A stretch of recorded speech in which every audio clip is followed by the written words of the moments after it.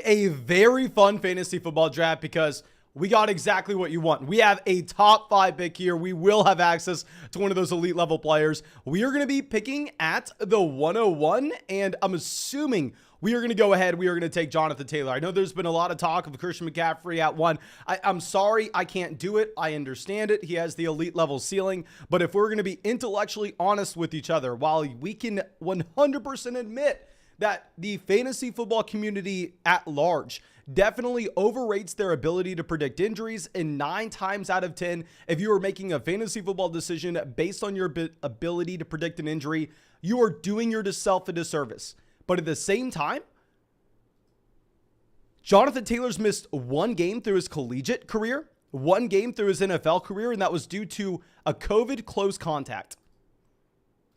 The man has an extremely high floor, an even higher ceiling. We're going to go ahead. We're going to take Jonathan Taylor at 1. Come on, guys. Let's be honest with each other. While, yes, I can admit that Christian McCaffrey has a higher ceiling than Jonathan Taylor, at the same time, you should be able to admit that Christian McCaffrey is more likely to suffer an injury than Taylor himself. But before we go any further, please, guys, go down there, drop a like on this video, subscribe to the channel. We do these live stream drafts every single night, and if we hit 90,000 subscribers, we are going to go ahead and we are going to get a 24-hour, yes, you heard me correctly, a 24-hour live stream draft marathon. I don't know how I would do it. We are going to have to buckle down, probably take 30 scoops of pre-workout in a 24-hour period. We'll figure it out. Don't you worry about that. That's on me. I'll figure out what we're going to do for that 24-hour live stream. All you need to worry about is going down there, dropping that like, and subscribing to the channel, of course. And now we have Cooper Kupp falling to 5. Tomorrow's video, I will be putting out my top 12 wide receivers. And I have to admit, Cooper Kupp has fallen. Cooper Kupp is no longer the wide receiver 1. We had a lot of people coming out saying, oh, the wide receiver 1's Justin Jefferson, yada, yada, yada. I was not buying into that. Even though I understand the thought process with how good the Justin Jefferson profile is going into year 3 with the Minnesota Vikings offense that can be a little bit more pass happy. I understood the argument, but I was so reluctant based on the season that Cooper Kupp had to really just do anything else other than draft Cooper Kupp at wide receiver 1 overall. However, now that we have the Matthew Stafford tendonitis, let's go ahead.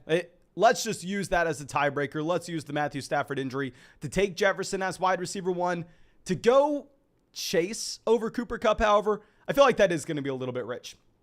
Jack coming out, thank you, my man, says Marlon Mack, Deontay Johnson, a 2023 and 2025 first for Jamar Chase and Josh Jacobs. Dynasty, half PPR, no Superflex. In a 1-quarterback dynasty format, those first-round picks aren't going to be worth as much. I will go ahead. I'll just keep Jamar Chase, especially just getting that stud in Dynasty. You're going to be able to build around for an incredibly long time. But so far through this draft, you really don't have any surprises. I would say the main surprise is Cooper Kupp falling to 5. I mean, Austin Eckler has an ADP of 6. Stephon Diggs has seen his ADP rise to 7. Derrick Henry has an ADP of 8. Now, maybe he doesn't have an ADP of 8 with whatever platform you're playing on, but on Underdog Fantasy, people do not like Derrick Henry. I sometimes see Derrick Henry fall to pick 12. I've seen him fall to the 2nd round before. So Derrick Henry on Underdog Fantasy actually does have his ADP at 8. And if you want to take advantage, if you want to go draft Derrick Henry in fantasy football drafts this year, make sure you go to the link in the description of this video, the link in the live chat. Go sign up for Underdog Fantasy. When you sign up for Underdog Fantasy, use promo code FLOCK so you can draft with us in the live streams, get our 2022 rankings, get our 2022 fantasy football draft guide, and a 100% deposit match up to $100. So please take advantage of that. Now we have Joe Mixon going 15. Travis Kelce falls to 14. This is the first draft I have seen Alvin Kamara go this early in a very long time. I admit, yeah, Alvin Kamara is a fantastic value. Do you remember about a month ago when we were able to get Alvin Kamara at the beginning of the 4th round? Like, oh, back in those days, fantasy football was easy. Fantasy football drafts in 2022, they were straightforward. Kamara at 13. While I admit maybe the suspension concerns are a little bit overblown, still does seem rich to be taking him over someone like Kelce, to be taking him over someone like Joe Mixon. PT says, should you take Mark Andrews at the end of the 2nd round every time you get the chance? Hey, my man, I'm picking at 24, and I can guarantee you something. If we were to have Mark Andrews fall to us at pick 24, I'm going to break my mouse clicking that draft button. I'm going to be spamming that over and over and over again. I would be surprised if Mark Andrews makes it that far, but hell, I mean, Travis Kelce fell in this draft. Looks like people may be devaluing tight end ever so slightly. Mike Evans goes 20. Aaron Jones goes 19. So Aaron Jones falls a little bit going behind Deebo Samuel. Also, all these players are just going to look like a value when you have Alvin Kamara being drafted that early. Now, Andrews may actually fall to us. Nathan Jessup on the clock.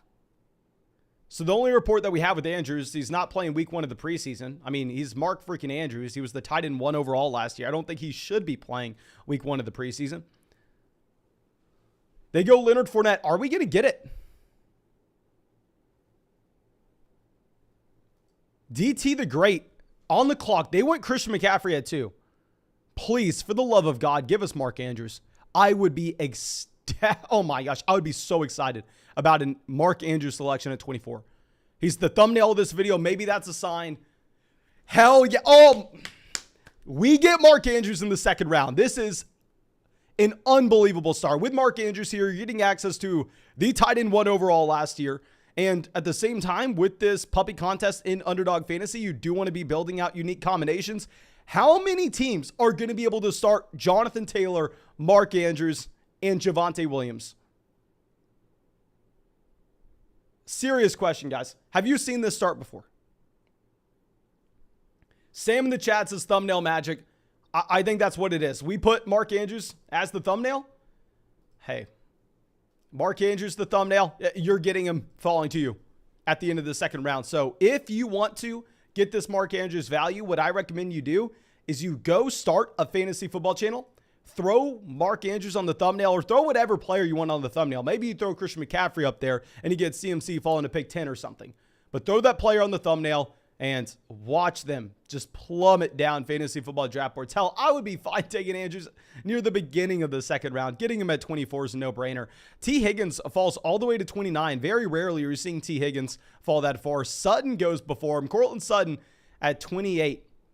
Now, this is where I expected Sutton to rise in drafts once you had the Tim Patrick injury, because Sutton, previous to the Tim Patrick injury, was going as the wide receiver 16. I thought that was the worst value in fantasy football drafts. He was going in the third round with a healthy, let me repeat myself, a healthy Tim Patrick. Now that you have no healthy Tim Patrick, I thought Courtland Sutton at wide receiver 16, maybe a little bit rich, but a fair price. 100% if you wanted to draft Sutton at the 3-4 turn. Now that we don't have Tim Patrick, I can't make fun of you for it. Fine pick. However, 28, before T. Higgins, before A.J. Brown, before Keenan Allen, before Kyle Pitts. I'm not getting there with Courtland Sutton, but regardless, I think this is going to be a very good draft for us.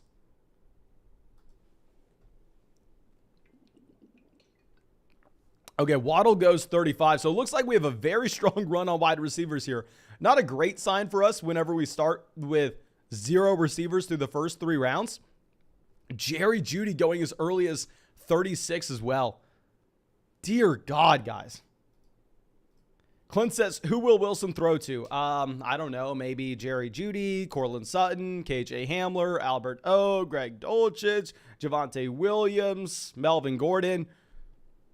He has 7 pretty solid weapons. I mean, I would say you can ask the same question about Keenan Allen. Who's Justin Herbert throwing to? Keenan Allen, Mike Williams, Joshua Palmer? I guess Austin Eckler. Maybe that's not the best example. Maybe that's a horrible thing to ask. But now we have James Conner going 38, Hollywood Brown going 39. And I'm not going to lie to y'all, guys. I think I may be trying to bully tight end strategy here. I'm just looking into the future with the wide receivers going this early. I am unsure if we're going to get a receiver that I actually like making it back to us here at the very end of the 4th round. So if that's going to be the case, we may want to just go ahead and grab, of course, Lamar Jackson. Y'all know I'm looking for Lamar Jackson whenever we have Mark Andrews on this team. And outside of Lamar, who else could we go with? Do we end up going with an elite level tight end? Like, what wide receivers are going to be available? If Deontay Johnson's there, I'll take Deontay Johnson. How about that? If Deontay Johnson's there, I will go Deontay. But I'm not taking freaking Juju Smith-Schuster or Brandon Cooks over Darren Waller. I don't give a damn. We'll have a very unique combination. We'll be able to possibly sneak through an Andrews, sneak through a Darren Waller into that fantasy football playoff tournament in weeks 15, 16, and 17. Okay, Breece Hall goes 44. I would have lost my mind if Breece Hall fell to us. Highly unlikely. So Herbert is available as well. I'm assuming maybe this gives us a little bit of a shield, essentially guaranteeing ourselves that we are going to get Lamar Jackson here at pick 48. Deontay Johnson goes 45, as we expected. Now, I am probably not going to be interested in any of these receivers. Really, these are the only players I'm interested in on the turn. Like, this is a dead range of receivers. Like, if we're looking at Brandon Cooks versus the guys we're going to have available to us 24 picks later, we can just end up coming away with Drake London. Realistically, if we're looking at the ceiling of these players, what's the real gap that we are going to have between a Cooks and a London? Okay, let's think through this. Lamar's the easy pick. We're 100% taking Lamar Jackson. We don't even really have to think through that. Do we go Herbert as well and really try to mix it up? Probably not. It's just tough because I refuse to draft a wide receiver here. If I was going to take a receiver, it would be Chris Godwin.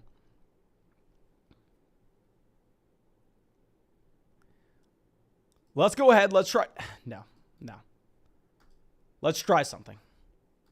I would not do this if it was just a standard, regular, one quarterback fantasy football casual league. You take Lamar Jackson, then you don't draft another quarterback until the very end.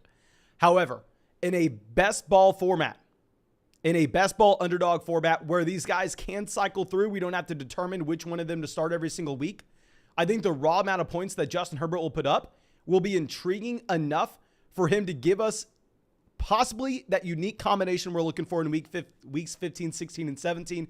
We can still get Joshua Palmer later. We can still get Isaiah Spiller later. We can still get Gerald Everett later. So let's go Justin Herbert to pair up with Lamar Jackson.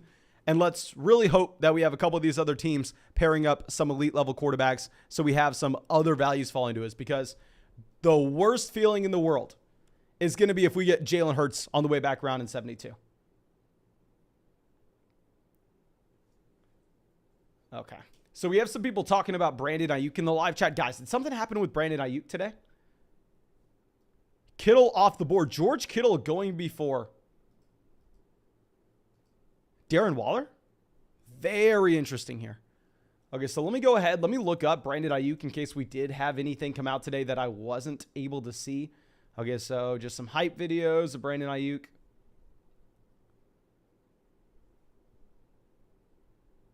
No, all I see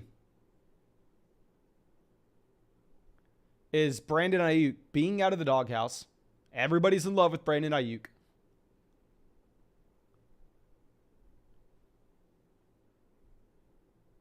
Yeah, apparently everybody's in love with Ayuk, based on what I'm seeing on Twitter. How much Brandon Ayuk have I drafted this year? To be completely honest, I don't know if I've drafted a ton of them. Let me figure this out. Mahomes goes 57. Thank God. Please, please, please, please start drafting quarterbacks. Oh, dear God.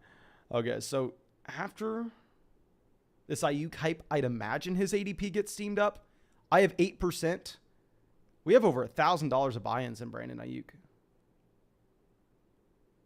Maybe I took him in the $500 draft. Yeah, because I only have 8% of him. But from a dollar sign perspective, he's my 1, 2, 3, fourth most invested into receiver. So, hell, I guess maybe we got lucky if his ADP is going to get steamed up here from these reports. OD are out in the chat. Thank you, my friend. Says I'm staying till the end of the live stream. Challenge accepted, because we are probably going to get a very long live stream underway today. We're probably getting a very long one going. Okay, so J.K. Dobbins goes 62. We have Kyler Murray off the board, so the next quarterback to fall is just going to be Jalen Hurts. That's the only guy that we can really expect. What would be really nice is if Jalen Hurts goes to this Patrick Mahomes team, possibly slides these guys up draft boards. They go David Montgomery. I would have gone David Montgomery as well if I were them. I think getting David Montgomery at pick 64 is almost a no-brainer here.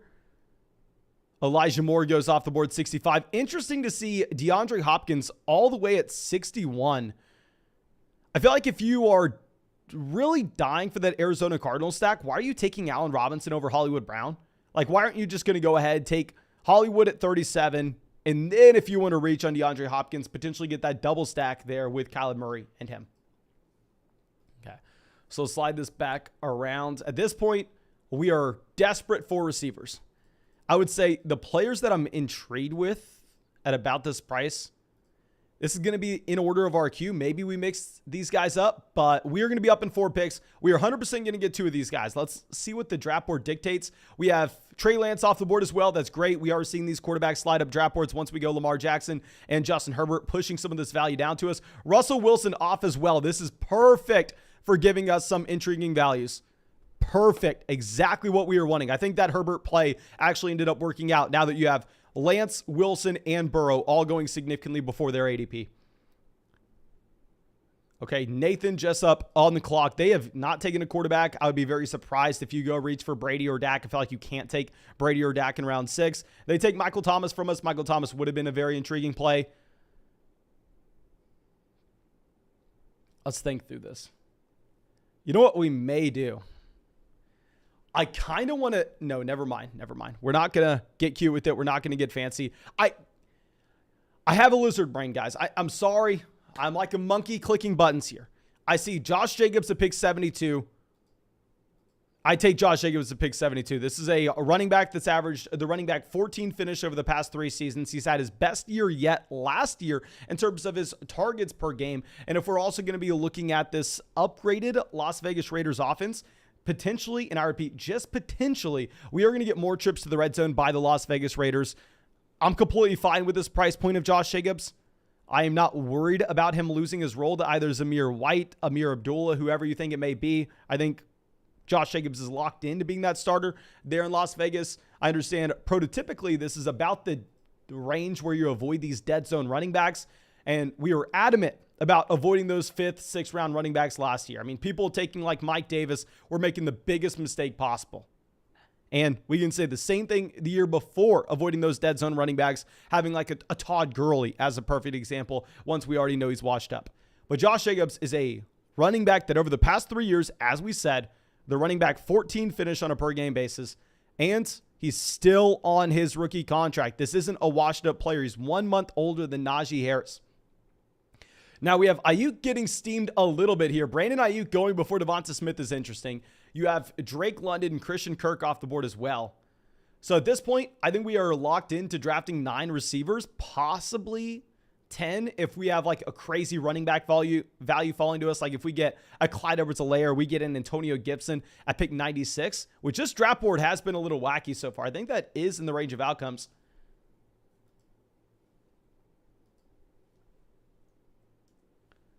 Okay, so Gibson goes 81. Let's go ahead. Let's try to map out what our draft can look like from here. So we're going to be at 96 and 97. Wide receivers that will be in that range, Sky Moore. I'm really not too excited about going to Russell Gage. We could go with Tyler Lockett or Robert Woods. So we do have intriguing receivers. Of course, it would be a lot better if we had someone like Chris Olave, Treylon Burks falling to us. This is exactly where Treylon Burks should have been going the entire time. It's so funny to look back at drafts like that $500 draft we did. We got Treylon Burks at pick 100. Like, it's so funny that people are actually worried about the reports with his asthma, his conditioning, yada, yada, yada. I'm happy to see Treylon Burks getting the recognition he deserves. Happy to see him actually going at the beginning of round 8 rather than falling past pick 100. So after this, yeah, Dak Prescott goes to the Patrick Mahomes build. That's going to help out. It would really help out if like the Jalen Hurts, Trey Lance, or Russell Wilson team as well took Tom Brady, really just monopolizing these elite level quarterbacks away and possibly pushing up the tier of guys like a Tua Tagovailoa, Justin Fields, or Kirk Cousins. So yeah, we have the Jalen Hurts team here going with Tom Brady at pick 90. Very exciting. At least selfishly for us, it's exciting, of course.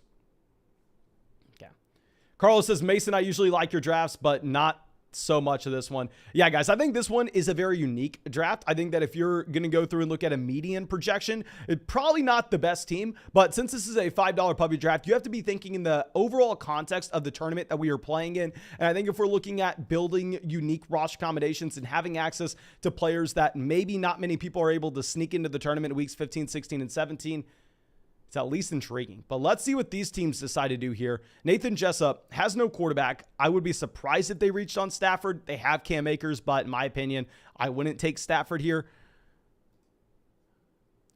D the Great also on the clock. Where do they go? Sky Moore goes pick 94. D the Great on the clock. They have 3 running backs, 3 receivers, 1 quarterback, and 0 tight ends. They go Marquez Valdes-Scantling. So we're boxed out a little bit here. I think that we can't go with the running back in this range. I mean, if we're looking at this tier of running backs, none of these guys are intriguing. We're looking at spike weeks from wide receivers. That's what we're going to be desperate for at this point. So we are going to go ahead. We are going to take Tyler Lockett and Robert Woods. Now with Tyler Lockett, of course, he's in the worst situation of his entire NFL career. But we've talked about this pretty much, I want to say once a week at this point, because I think it is a statistic that not enough people know how good Tyler Lockett actually was last year, even though you had bad quarterback play overall. Like if we go through and look at Tyler Lockett from a yards per route run standpoint, 2.5 yards per route run. The only wide receiver is better than Tyler Lockett in that core statistic. It's not like a meaningless stat. It's literally yards per route run. Cooper Kupp, Deebo Samuel, Devontae Adams, Justin Jefferson, A.J. Brown, Jamar Chase, and then Tyler Lockett. Like, I understand it's a bad situation, but Lockett last year was going in the 4th round. So I think that the downgraded quarterback play is getting priced in here. And we are just going to have to draft 9 wide receivers into the best ball format. Hope that these guys cycle through and hit our starting lineup. And I think it's going to be less appealing to draft a running back in this range, knowing that we really need to be on the lookout for Isaiah Spiller a little bit later on, so we can build in some correlation with that Justin Herbert pick as well.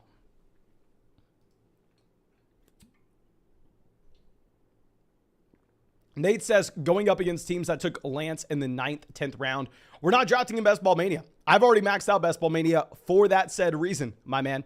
So no, we are drafting against the teams in the Puppy 3. No teams in the Puppy 3 contest have Lance in the 9th, 10th round. Like all these teams have been drafted over the past week. So massive ADP changes really have not affected this contest.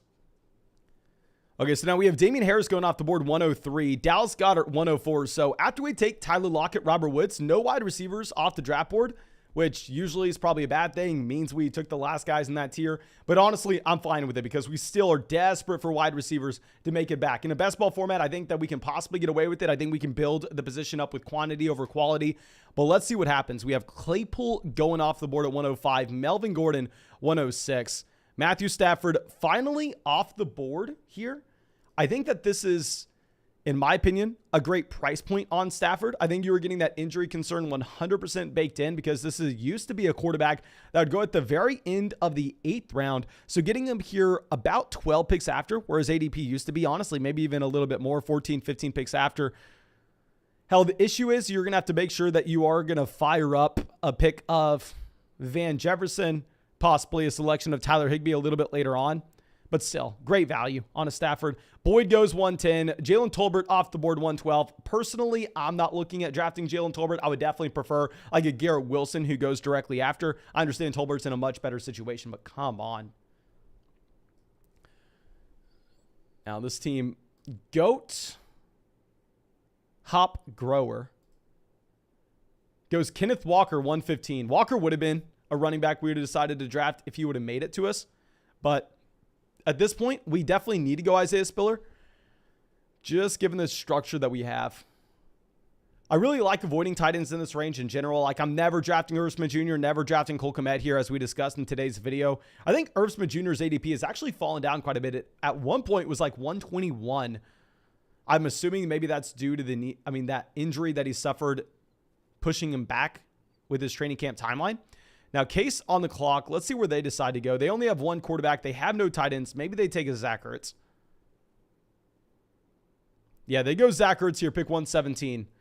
I'm not in love with Zach Ertz. We've talked about that as well, but Zach Ertz usually does go way before this. Usually Zach Ertz is going at the very beginning of the 10th round, the end of the 9th, so getting him at 117 isn't horrible value. Now, Nathan Jessup on the clock. They have 3 running backs. They take Isaiah Spiller, so that definitely sucks for us, and we are now probably just going to have to end up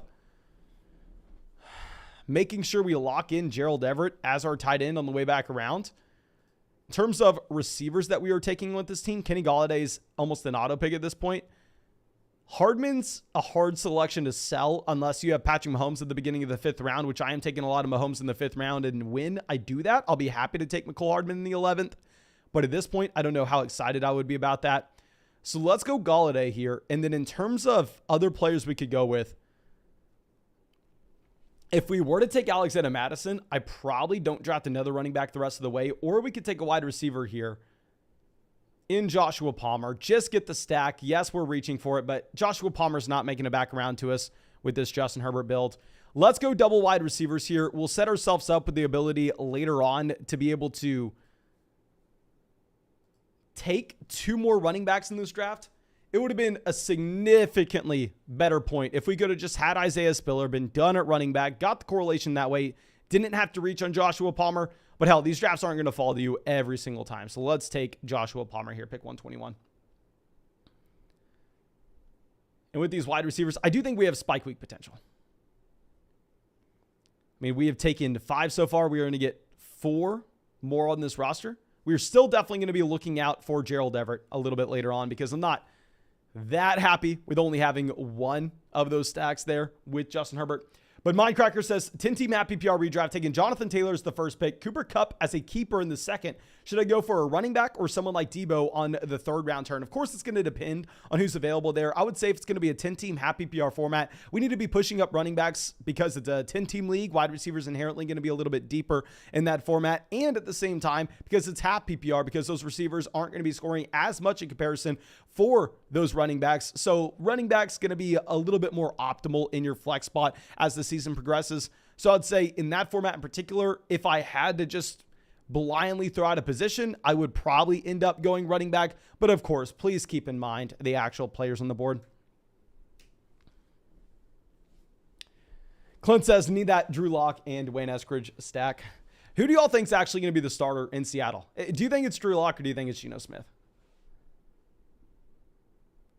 Let me know what y'all think.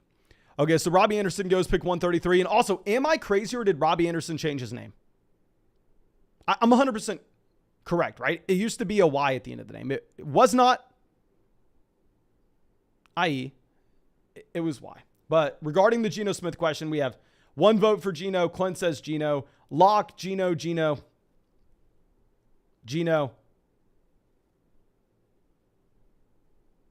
Okay.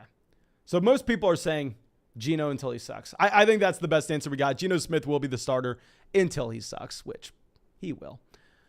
Now, let's move this back around. Come on. Lawrence off the board, 139. That definitely helps us out. Come on. Isaac on the clock. He goes Jahan Dotson, pick 140. Come on. What are we doing here? I actually think I have an idea that I really like. No, Jameson Williams off the board. Jameson Williams was a wide receiver that I was going to be looking at with this pick. DJ the Great on the clock. They've taken 6 running backs so far. Very interesting. They have CMC, Nick Chubb, A.J. Dillon, James White, Rashad White, and Dameon Pierce. Going with those 3 rookie running backs there at the very end. I think we maybe go Pat Freiermuth if Freiermuth falls, even though we were saying that we wanted Gerald Everett. But the thing is, if we want Everett, he's not going to make it back around to us in the 14th round. And how am I supposed to take, regardless, guys, regardless of the correlation, which we want to have, that's why we reach on Joshua Palmer. How am I supposed to take Gerald Everett over Pat Freiermuth? I can't do that. Michael Gallup is the no-brainer pick. I would take Gallup here regardless of if we are desperate for a wide receiver or not. I think Gallup can provide us those spike weeks 15, 16, 17. Beyond that, if I was going to look for another receiver, I don't even want to say his name because maybe there's a tiny chance he makes it back around to us. So our plan was to go ahead and take Gerald Everett. I just can't do it. I can't do it, guys. I know maybe this is my monkey brain taking over, just going ahead, taking Pat Freiermuth. But Pat Freiermuth, pick 145. I think this is a pick with upside. Y'all know today's video I said, like, there's no reason to be taking the Dawson Knox 111. There's no reason to be taking Irv Smith Jr. when he's going to pick 121. His ADP has fallen. Irv Smith Jr. falls to 136. But same thing, Cole Kmet, 125. We are avoiding those tight ends. We're waiting until the very end of this tier. So I know we're looking like we're taking a tight end at the top of that tier with Freiermuth Maybe I'm going against my own advice. I don't know. I think Freiermuth is a good pick here. Okay. William coming out. Thank you, my man. Says, hey, Flock, can you rate my team? Lamar, Swift, Elijah Mitchell, DeAndre Hopkins, Justin Jefferson, Darren Waller, Christian Kirk, Justin Fields, Dameon Pierce, Van Jefferson, Albert O, AJ Green, KJ Hamler, and George Pickens. Okay, William, please do not feel the need to donate to answer this question. Of course, thank you so much for the donation. I genuinely appreciate it. But please let me know in the live chat right now how many teams are in this league, the starting lineup requirements of this league. Because if this is a 14-team league, it's the best team I've ever seen. If it's a 8 or a 10-team league, I'm not a fan. So please let me know. That's going to be very important. Now, DJ Chark goes pick 151. Nico Collins, 152. We're still going to want some wide receiver value making it back to us. Now we are done at tight end. We're not taking another tight end after we take Pat Freiermuth here. So really, the only thing we're looking at is bringing in 2 more running backs and bringing in 3 more wide receivers. William says, 12-team half PPR, 5-man starting. I'm assuming you're referring to 2 running backs, 2 wide receivers, and a flex at the same time. So in this format, love the idea of having an elite level quarterback here in Lamar Jackson. Love the idea of having an elite level tight end because when you don't have those additional flex spots, the wide receiver depth isn't going to matter nearly as much. So I really like the team from the onesie positions, which in this format in particular will actually really matter. And then Elijah Mitchell, DeAndre Swift. I think that's an adequate running back 1, running back 2 pairing. Justin Jefferson, the elite level wide receiver 1. DeAndre Hopkins has the ceiling down the stretch, which is very important in a shallow starting lineup requirement league. One thing I'll say is I understand the thought process of loading up with these wide receivers on your bench in Van Jefferson, AJ Green, KJ Hamler, George Pickens. What I would say is, with those depth guys like Van Jefferson, where you're never really going to plan on starting them in this shallow league, I would go ahead and I would cut the wide receivers, load up on extra bench running backs. In a shallow redraft format, you want to just load up on as many of those bench running backs. Just say, like, you can go ahead and pick up Sony Michel off the waiver wire, and all of a sudden, you have an injury to Chase Edmonds, and Sony Michel is possibly the starter in Miami. A better example with more upside would possibly be a Darrell Henderson, but it's going to matter how deep your league is if Darrell Henderson is sitting out there on waivers. But I definitely like the idea of using those bench spots in a format like this on running back. But real quick, guys, if y'all want to go ahead and get another draft going tonight, hell, it's Saturday. If y'all have better things to do, I understand. But personally, I would love to keep on getting these drafts going. Please make sure you go down there, drop a like on the live stream. If this gets 250 likes, we will fire up another draft after this. And I'm an idiot. I am so dumb. If Gerald Everett does fall 12 picks past his ADP and he's sitting here in the 14th, I can't take him. But it will cement that our selection of Pat Freiermuth in the last round was a bad one. Gerald Everett goes 146. Happy to see that just because I don't feel as dumb now that we were seeing that. I know maybe everybody here wants to see us go Romeo Dubs. I'm not doing that. I'm going to prefer grabbing Wan'Dale Robinson, to be completely honest, in this range. And then in terms of running backs, let's think this through. What wide receivers will be looking at on the way back around? Wan'Dale's a no-brainer pick. I'm not even thinking about anything else. I'm really just thinking, should we go running back here or grab another receiver? I wouldn't even take Dubs. I know Dubs is everybody's favorite play. I'm not doing it.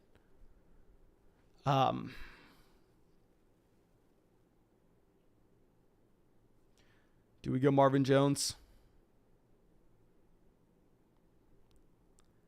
No, let's take Jamal Williams. Let's take a running back that we know is going to have a role on a week-to-week basis. He has guaranteed touches, and he has the contingency value if you were to have a DeAndre Swift injury to have a larger role in that Detroit Lions offense that now has an elite offensive line. Like, we can safely say that the Detroit Lions have that elite level offensive line where it's probably going to be completely fine to take him here.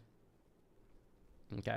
Drew says, Darnell Mooney, Rashad Bateman, or Allen Lazard in a full PPR format. So if you're looking at underdog drafts, Rashad Bateman has a higher ADP, and it's not even close compared to these other guys. Personally, I actually would rather have Darnell Mooney over Rashad Bateman. I don't understand the Rashad Bateman hype. A lot of people want to use the lack of passing volume in Baltimore as a reason not to draft Mark Andrews, but we've seen Mark Andrews command the elite 26-27% team target share as a tight end in Baltimore. Like, Mark Andrews is a truly elite level weapon. He's going to be able to overcome it with efficiency and the amount of volume he'll have taking up pretty much all this Baltimore Ravens offense. But because this is not going to be a team that looks to throw the ball a lot, even though Rashad Bateman was a great prospect coming out of college, still would rather just have Darnell Mooney. Like, Darnell Mooney's 100% the top option in his offense. And Rashad Bateman's 100% the second option in his offense. And at the end of the day, neither offense is going to have a ton of passing volume. So it is what it is. Guys, I know a lot of people aren't going to like this team, but if we're looking at unique possibilities of showing up to week 15, week 16, week 17 and putting on a show, I actually really like this team. I'm a pretty big fan. William says it's one quarterback, two wide receivers, two running backs, a tight end, and a flex. Yeah, that's exactly what I assumed, especially if it's a half PPR format. I really like the starting lineup that you have, but I just think to optimize for your own format, those depth wide receivers that you're holding on to, guys like Van Jefferson, AJ Green, they have absolutely no ceiling at all to actually be a difference maker there, where I would go ahead and I would drop those guys to pick up, say, a Jamal Williams off the waiver wire, just any running back off the waiver wire that could see a situation dramatically change before week 1 kicks off. GG says, would you take Jalen Guyton on this team? I definitely think it's a possibility. The reason that I wouldn't love to take Guyton is because we go ahead and we take Joshua Palmer. I think the probability that both of those guys actually have a spike week at the same time, probably not likely, because when you take Guyton, you're making a small bet that potentially, is Deshaun Watson still available? In your regular 12-team fantasy football format, no, you should not take Deshaun Watson, because best case scenario still misses 6 weeks. But in a $5 buy-in, $200,000 for first league, what the hell are you doing passing on Watson here? You're really afraid to lose your $5 that you have to take Davis Mills over Deshaun Watson? No, guys, there's $200,000 up for first. Who the hell can possibly win you $200,000? Davis Mills or Deshaun Watson? But that's just a little side note. Maybe I'm overthinking it here. I can't take Watson. Selfishly, I'm wanting him to go off the board because we have Lamar Jackson and Justin Herbert. We are so thin elsewhere on this roster that we're going to have to go ahead, specifically at receiver. We are so thin. We have Adam Thielen, Tyler Lockett, Robert Woods, Kenny Golladay, Joshua Palmer, Michael Gallup, Wan'Dale Robinson, that we have to go with the running back and a receiver here. We have the elite level quarterbacks. We have the elite level tight ends as is. But I think I honestly probably regret my selection of Jamal Williams. I think maybe we should have just gone ahead and we should have taken a receiver, because the wide receivers that are now available to us at this pick are not exciting, to say the least. Like, I thought we would potentially have a Will Fuller making it back to us, or Donovan Peoples-Jones, or Sammy Watkins.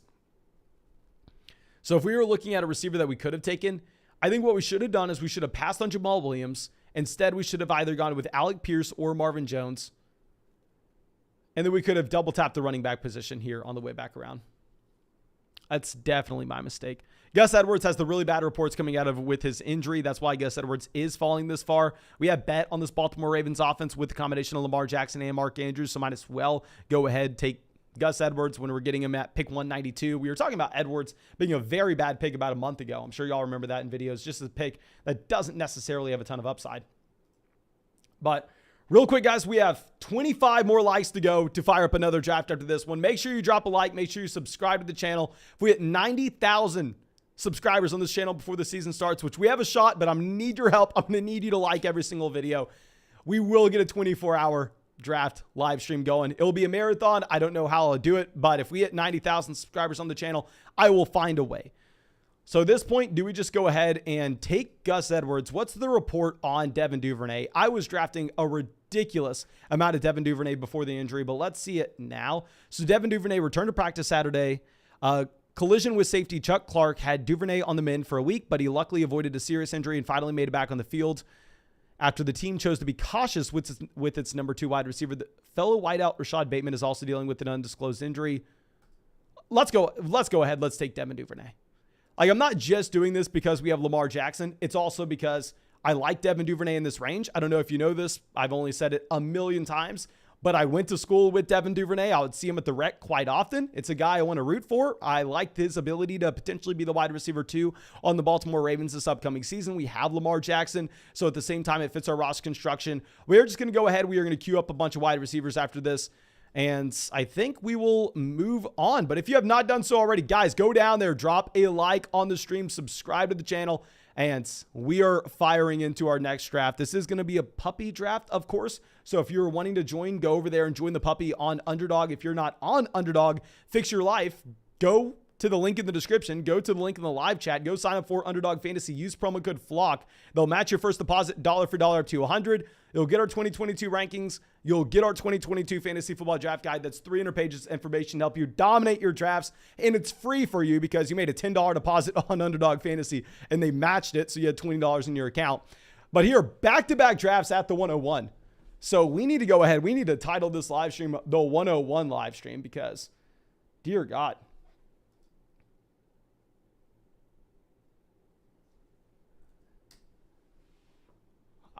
We're going to go Jonathan Taylor. I'm not going to mix it up. I will say I have a ton riding on Jonathan Taylor this year because he is my 101, and sometimes we also get him at the 102, the 103. Let me pull up my ownership percentage on a Mr. Jonathan Taylor. I have Taylor in 11% of drafts, but I'm actually going to be very overweight Jonathan Taylor, and the reason for this is I did $1,000 draft this year. $1,000 draft, easily our highest buy-in. We had a $500 draft. We'll get a decent amount of $250 drafts going, but we're probably not going to join another $1,000 draft. And we pulled the 101 in that one, or maybe the 102. I think it was the 101, and we ended up taking Jonathan Taylor. So we are going to have a ton of buy-ins riding with him, and I feel comfortable with it. Like if you had to go through and invest the most into one player, regardless of their cost in fantasy football, who would you be most confident with their floor and ceiling combination? And if you don't say Jonathan Taylor, you are crazy. I understand CMC has the ceiling, but we've talked about this in depth. You have Justin Jefferson going over Cooper Kupp. This is what you should come to expect now. We made our top 12 wide receiver video with our updates. Mike Evans falling a little bit, Justin Jefferson rising a little bit. That video should come out tomorrow. And we have Justin Jefferson at 1 over Cooper Kupp because of the Matthew Stafford injury. But Kupp goes at 4, Chase at 5, Stephon Diggs at 6. So you have the elite level wide receivers all going next to each other. Maybe this is predictive of what we are going to have in the rest of the draft. But TP the Kid in this draft. We also have J.K. Ooper. We have, I can't pronounce this, even though I know it's a common word, and it just shows how stupid I am. Odysseus. We have them, I believe, in the live stream as well. If I'm remembering correctly, they are a part of the flock. And if you're in this live stream right now and you're in this draft, please let me know. Let me know where you're picking so I can try to attach some of these underdog names to some YouTube names so I can have a good idea of who we're drafting with and just a better idea of the community overall. Y'all know I really try to remember who I'm drafting with.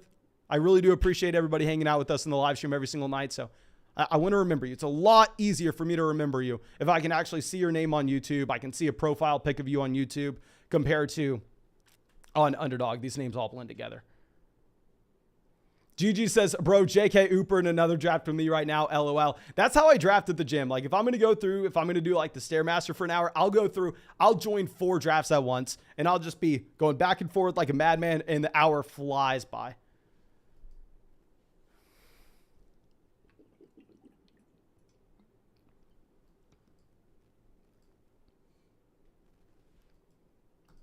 Okay. So we have Kelsey 13, Najee Harris 14. So you have CeeDee Lamb and Travis Kelsey going before Najee Harris. Let me pull up our other draft real quick just to let you know what wide receiver we're going to take. We're going to take Odell Beckham Jr. Odell falls to the last round. We have to try to find someone that has access to an elite level ceiling. We actually have the highest projection in that other draft across the entire league, but to be completely honest, underdog projections don't really mean anything. So let's ignore that.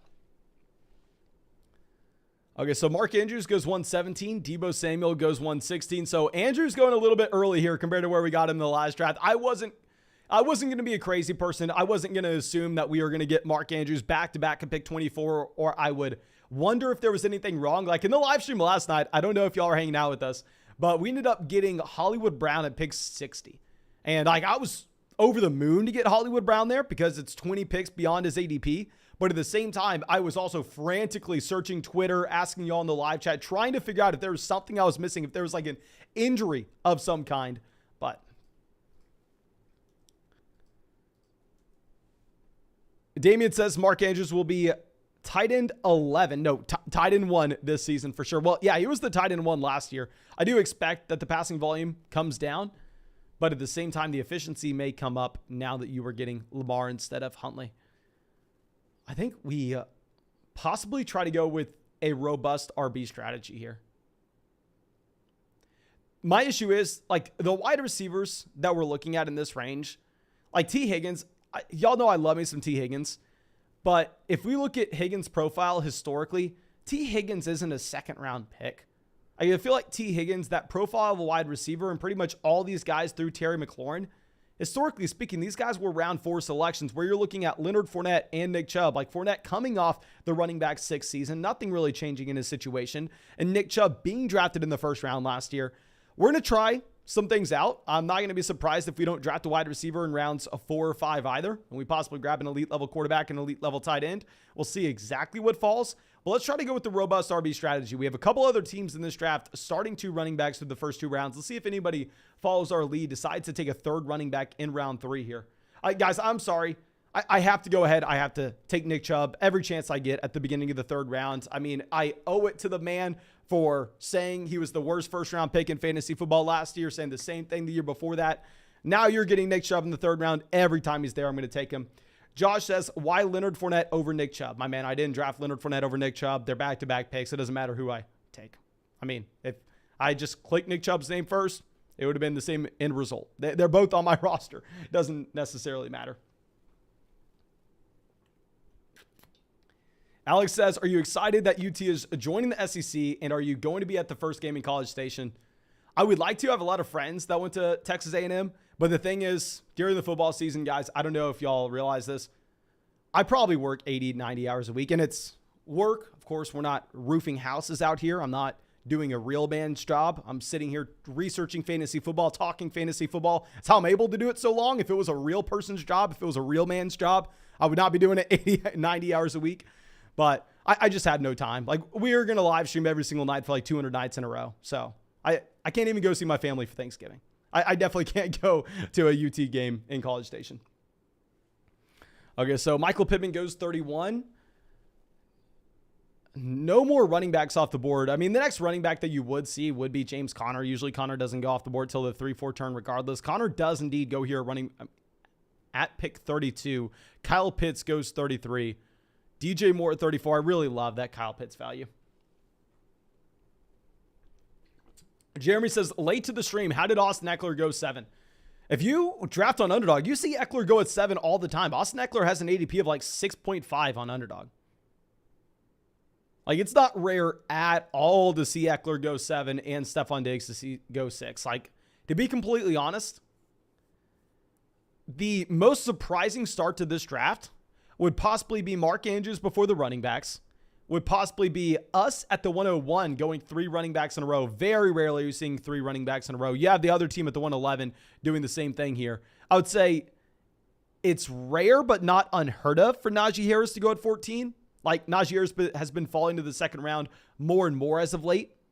But at the same time, like, I'm not jumping up and down going, holy crap, Najee Harris at pick 14. Because the team that took Joe Mixon 11, like, you're looking at Joe Mixon as a pick that usually is the 14th guy. Najee Harris is usually the 11th, so it's the same exact start. The names are just flipped.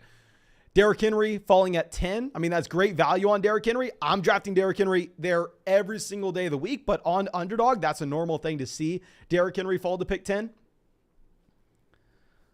But keep in mind, on Underdog Fantasy, you have to start 3 wide receivers. That's why me starting 3 running backs in a row, like, it's probably not a good build. Like, we're probably going to get smoked. We're trying some new things out. These are $5 drafts. We're going to be firing up those more expensive, those $250 drafts closer to the season, and I am not going to be going crazy like this. But you have to start 3 wide receivers on Fantasy, so these on Underdog, so these guys are going to slide up boards. Hunter says, my current draft is Cooper Kupp at 5 and Jamar Chase at 8. Oh, dear God. I would be excited. I can't imagine pulling the 8 pick and then getting Jamar Chase falling to me. That would just be so exciting. Okay, so Breece Hall goes pick 41. Allen Robinson, 40.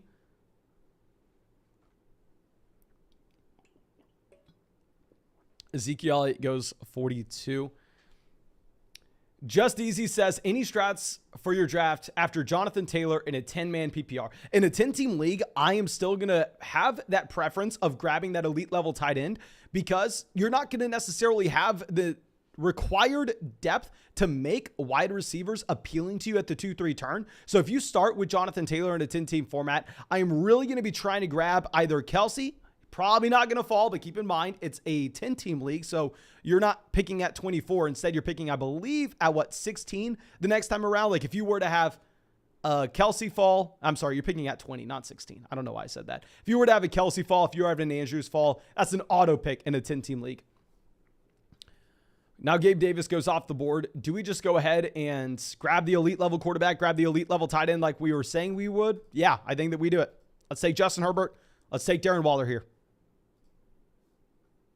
Very simple. I'm sorry. I understand we have to start at 3 wide receivers. These wide receivers do slide up draft boards on Underdog, but I cannot be a person taking Brandon Cooks. I can't take Brandon Cooks over Justin Herbert, Darren Waller.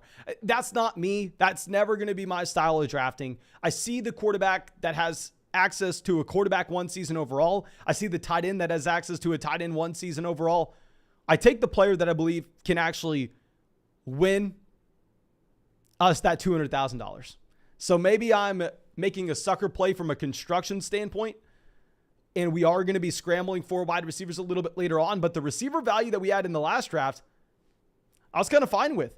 So let's go through. Let's start off with Jonathan Taylor, Leonard Fournette, Nick Chubb at running back, Justin Herbert, Darren Waller at quarterback and tight ends. And I understand a lot of people are probably hating this start, but at the same time, keep in mind, I'm not going that crazy here. Like, we just built out our starting lineup. We haven't drafted anybody for our bench yet. Yeah. Lucas says, in a 32-man draft, do I take DeAndre Swift or Travis Kelce?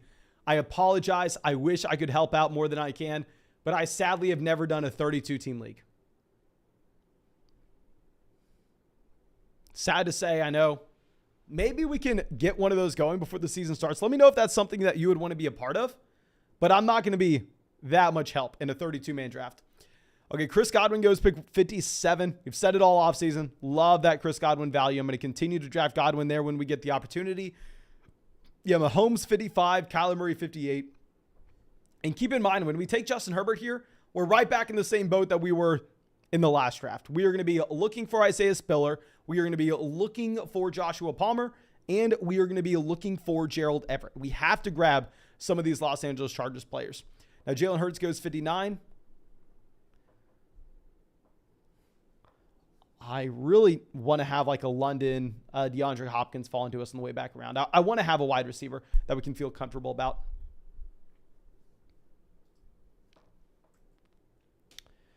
Now, Darnell Mooney at pick 60. So these wide receivers are still going off. I mean, this team here is going to go with the 0 running back approach. So we're kind of battling it out. We're going with that 0 wide receiver. You have a couple teams here going with that 0 RB. I personally use the definition of 0 running back.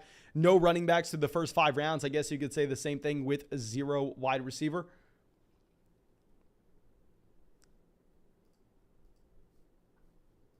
Okay, let's move this down.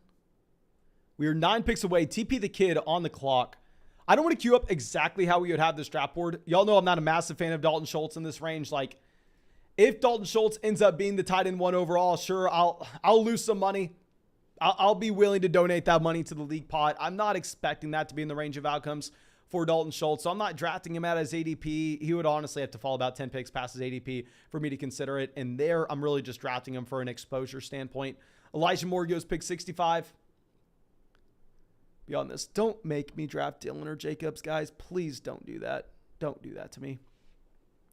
We're not going to be interested with any of these quarterbacks here. I wouldn't take Burrow. I wouldn't take Lance. I wouldn't take Wilson if they fall. We don't have correlation with them, and at the same time, it's not like it's great value, like where we're getting Justin Herbert at pick 48. I mean, I think the wide receivers in this range, like a Drake London, like a DeAndre Hopkins, like a Devonta Smith, these wide receivers are comparable to what we had at the 4 or 5 turn.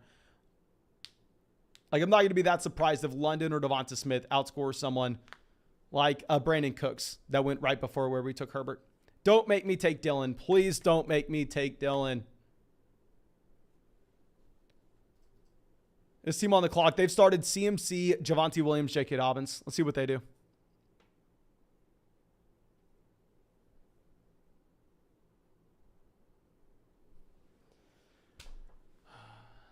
Oh, dear God, guys.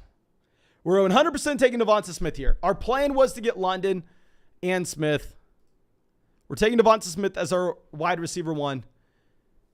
And after this, I don't love A.J. Dillon's price point in the middle of the 6th round. Like 100%, I prefer the Devonta Smith, the Drake London, the Hopkins of the world. But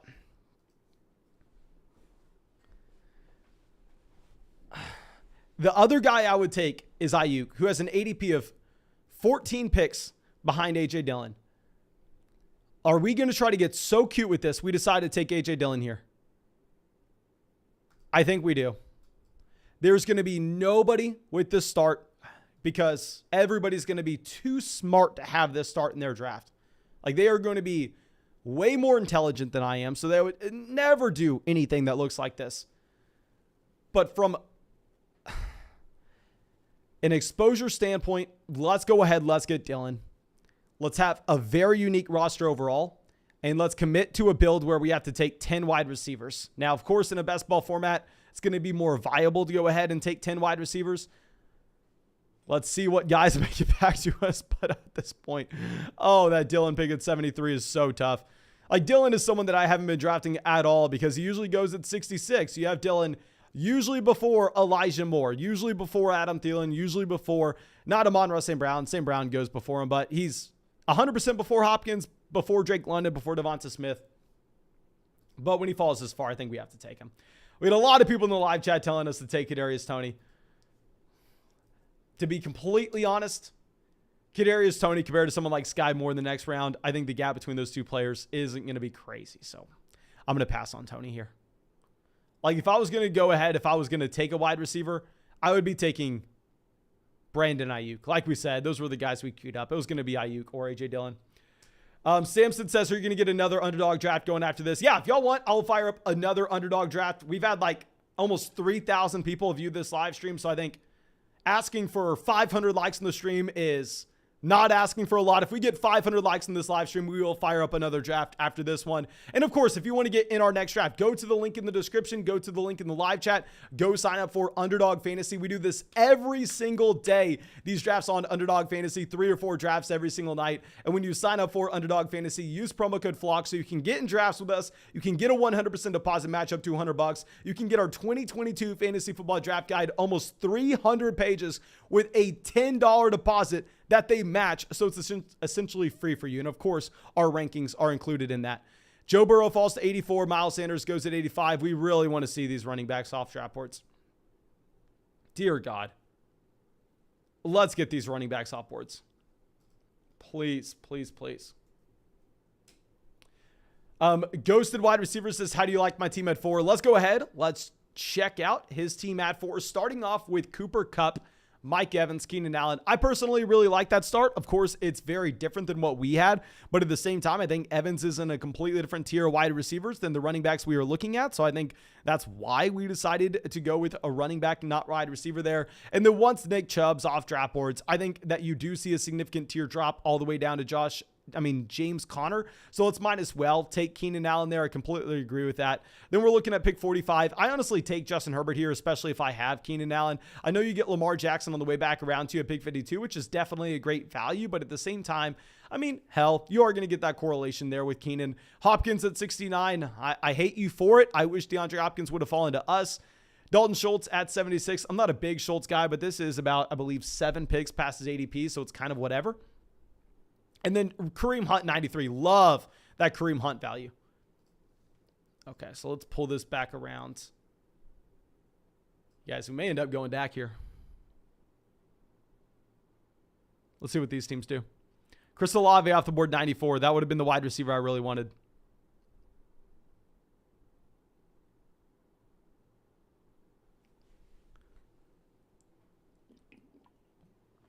Dak Prescott gone.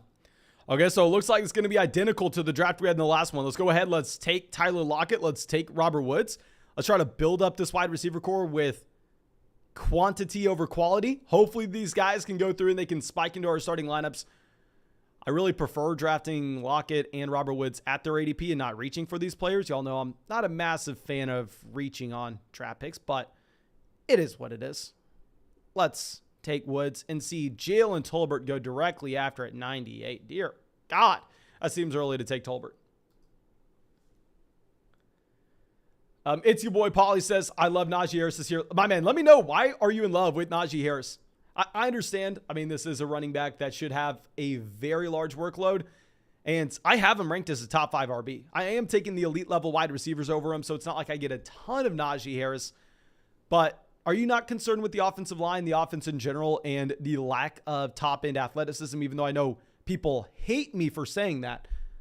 Like, let me go through and look up this real quick. But it's one of the craziest stats that you're going to see. So, Najee Harris, first off, don't give me a 40-yard dash time. He didn't run at the NFL Combine. Don't think he did. I saw people in the comment section telling me that. Like, no, trust me, he did not. And do y'all know how many runs Najee Harris had go for over 20 yards? Please go down there and guess in the live chat. How many games did Najee Harris have a rushing attempt go for over 20 yards? Please let me know what y'all think. I'll let you know. He had 307 rushing attempts. And we'll also, now let's just keep it rushing attempts. So Najee Harris had 307 rushing attempts. How many of those do you think went over 20 yards? Let's look at the answers. A lot of people getting the right answer, 2 and 3. Yeah, so he had 3 games with over a 20-yard rush out of 300 rushing attempts. And how many games do y'all think he had with over a 25-yard rush? A 25-yard rush or more. 1. Uno. So I do think that there is concern centering around the lack of top-end athleticism and the offensive line play for Najee Harris. But he's going in a correct range, in my opinion, going at the end of the first, the beginning of the second. I would probably reach on him a little bit more than where he's going. But at the same time, I don't think you can call him a massive, massive value.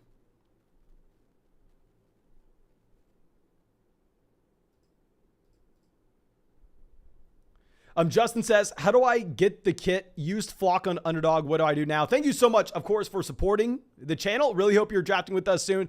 But if you use promo code Flock on Underdog Fantasy, you're going to get that 100% deposit match legitimately immediately. It's going to happen the second that you deposit with promo code Flock. But to get our draft guide and to get the rankings, it has to go through the Underdog system, which is going to take about an hour or two. So please just wait about an hour or two. Then go ahead, check your email that you signed up for Underdog with and use promo code Flock. And then they will have sent that directly to your email. But it may take an hour or two. And also, if you don't see it in 2 hours, just check your spam and it's going to be sitting there. I think the majority of times it doesn't go to spam, but I've had a couple people reach out to me and say, Mason, I never got the draft guide. And then they'll reply to me like 30 minutes later before I even get the chance to look at their message. And they say, okay, never mind, ignore this. I found it in my spam. Alim says, how many likes for another one? If we get 500 likes, we will fire up another draft after this. We are going to get 2 wide receivers here, which we desperately need. We can't go with a running back, obviously. We're going to go Rondale Moore, and let me know who else y'all want. I'm not dying to take Julio Jones. I'm not dying to take McCole Hardman. I'm definitely not taking a tight end in this range.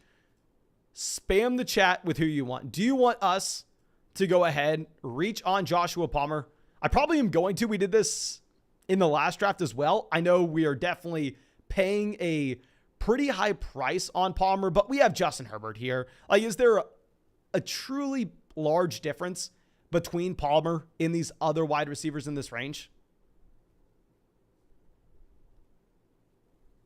Okay, we have a lot. I'm going to go Palmer, guys. I'm not going to overthink this. Let's go Palmer. We drafted Justin Herbert. We're betting on this Los Angeles Chargers offense to be hyper efficient. So let's get him, and let's hope that week 15, we get Justin Herbert, 350 passing yards, 3 passing touchdowns, and we get Joshua Palmer with 6 receptions, 2 receiving touchdowns, and 60 receiving yards. Okay. So now let's scroll this down outside of that Palmer selection. I really do like that Gallup pick there at 122. I mean, I definitely prefer Gallup at 122 over Tolbert there at 98. Like, we don't know if Tolbert's a good player. We've seen Gallup be productive in the NFL, be efficient in the NFL as well. Obviously, Gallup coming off an injury. Like, I'm going to prefer taking Gallup here. We got Gallup at pick 144, which I think that's actually what saved our last draft. Now, Dameon Pierce goes 123. Julio Jones, 124. Samson says, I got the draft guide the last 2 years. A ton of info. Definitely a good buy. Thank you, my man. And I will say, I'm much happier with the draft guide this year. Last year was our first one we put out, so we didn't have a design for it. It was just very bare bones. It was the information you need. Here you go. This year, I think it was a lot longer. Like, it was almost 300 pages. Had a cool design. And since it was my second year, we were able to incorporate, in my opinion, a much deeper set of analysis with every player. So I love the draft guide this year, even compared to last year. Josh says way better this year. Yeah, thank you, my man. Last year was the first one we put out. It was still good, in my opinion, last year, but I think this year was significantly better. And I have some things in the works. I have some plans for next year already that I can't wait for. I think next year, y'all are going to be very impressed. I mean, this year, you're going to be very impressed, but next year, you're going to be blown away because we're not only going to have draft guides for y'all. I think we're going to have weekly articles. I think we are going to have extra content. I think we are going to have flexible rankings where you can put in your exact league format, and I can say these are the exact rankings. I have so many plans going forward, but we're going to have to keep it simple now. We have a 300-page draft guide that I think could not be any better. Just go get it. Use promo code FLOCK on Underdog Fantasy. Deposit $10 through the link below. Draft with us and get that draft guide.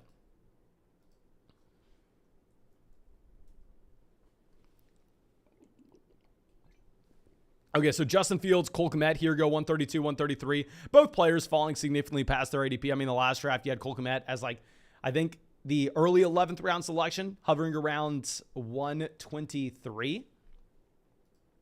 McCole Hardman finally off the board. I mean, McCole Hardman fell a ton. That was a wide receiver that we were considering back there at pick 121. I mean, he was one of the top options according to ADP alongside Julio Jones back at 121. Julio goes off the board at 124. Michael Carter, 138. Thank God, get these running backs off. I mean, I love the Carter value, but we can't take another running back. It doesn't matter what we do. It doesn't matter if Michael Carter were to fall to us around 15. I can't take him. Tyler Algier gone. Okay, so now what we really want to see is we want to see Darrell Henderson, Ronald Jones, and Tua Tagovailoa gone. Unless we want to, actually, no, never mind. Tua's off. I was going to say we could possibly go like Tua and Gesicki here on the turn and get that stack. But at this point instead, God, I probably made the mistake taking Dylan instead of just taking Brandon Ayuk and then grabbing Ronald Jones here. Like, definitely a mistake on my part. Hunter Henry goes 142.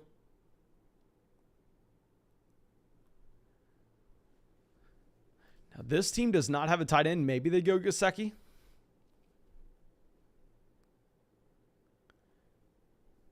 I don't want to say what we're going to do out loud because I don't know if this team's watching the live stream. They go Osborne.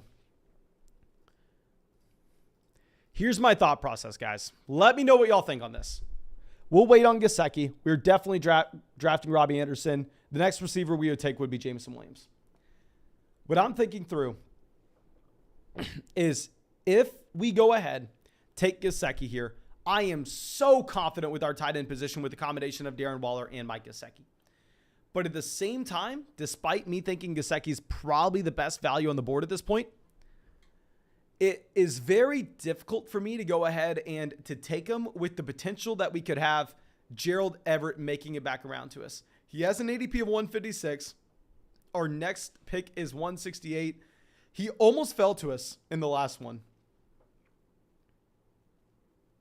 No, let's take Mike Gesicki. Let's get our second tight end out of the way. I really like the value of Gesicki here. I think Gesicki could hit our flex spot as well. I'm going to feel like a complete dumbass if we end up getting Gerald Everett on the board and available to us with our next pick. Of course, we won't be able to take him, but this is about when this tier falls off. The entire video today was me saying, don't take Irv Smith Jr., don't take Cole Kmet at the beginning of the 11th round. Just wait until the 13th or 14th and grab your guy between Gesicki and Robert Tonyan. They're all the freaking same, and you're going to see a drop-off at running back where you may have to end up taking Irv Smith Jr. over Alexander Mattison, where the running backs in this range aren't going to be as appealing. But I think this does fall into the pocket of the tight ends we possibly want to be drafting once we get to the 13th. Definitely want to be able to draft 10 receivers on this build. We're going to be taking 2 quarterbacks, 2 tight ends, and 10 wide receivers. So let's see what happens after this. You have George Pickens before Jameson Williams. Interesting there. Joey says, love the streams, bro. Thoughts on the 12 spot? We had a draft from the 12 spot yesterday. I could go through and I could give you my exact thoughts on it and be very vague. Or you can go through and you can watch an hour-long draft of me actually going pick by pick with my exact thoughts when we're on the clock from pick 12. So I apologize to just brush off this question, but any answer I'm going to give you now is not going to be as solid as just watching the live stream from last night. Okay.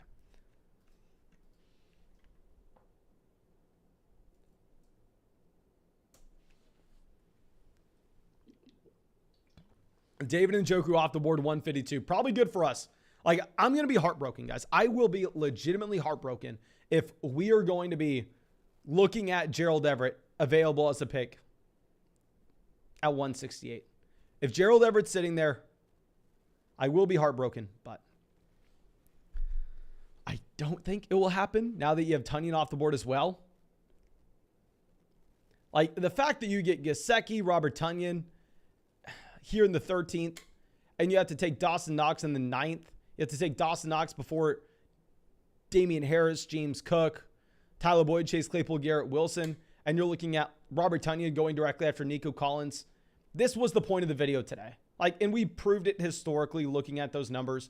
If your tight end doesn't have access to really a top 3, top 1 finish overall, then it just makes sense waiting here until this final tier of guys that you're going to be looking at. Jamison Crowder goes off the board 157. KJ Hamler 155. I would have loved to have Hamler on the way back around, but of course that's just not likely. Not going to be really possible. Ronald Jones still available. Rojo makes it to 158. I don't know if I've ever seen Ronald Jones fall that far. Great value there with Rojo.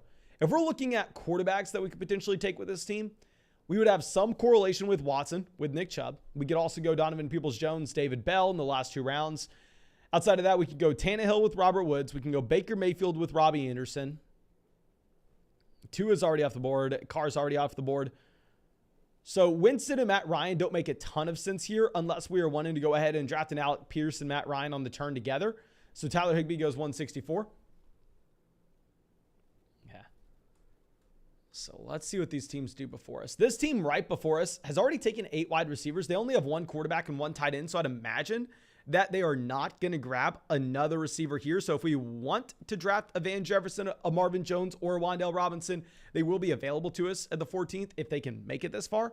So Jamal Williams off the board, 165.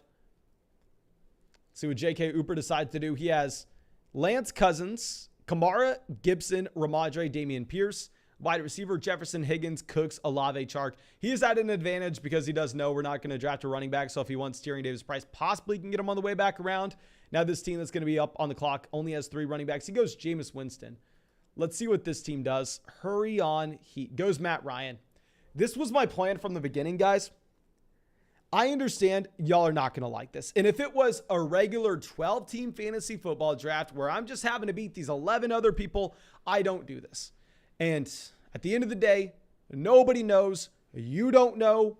I don't know. Nobody knows how long Deshaun Watson's going to miss. But what I can say is, in weeks 14, 15, 16, or 15, 16, 17, now that we have the extra week, nobody's going to have a higher ceiling there than Deshaun Watson. And what if the NFL is just doing this to save face? They're appealing the suspension. And in reality, he is only going to be suspended 6 weeks. And we have Justin Herbert and Deshaun Watson at this cheap of a price tag. I think it's a no-brainer. I understand a lot of people probably aren't going to agree with it. We're also going to take Van Jefferson just because we need to be able to cycle through these wide receivers. And I'm honestly not even going to take another quarterback with this, unless we get some crazy value at quarterback as well. But at this point, my plan is not to draft another quarterback.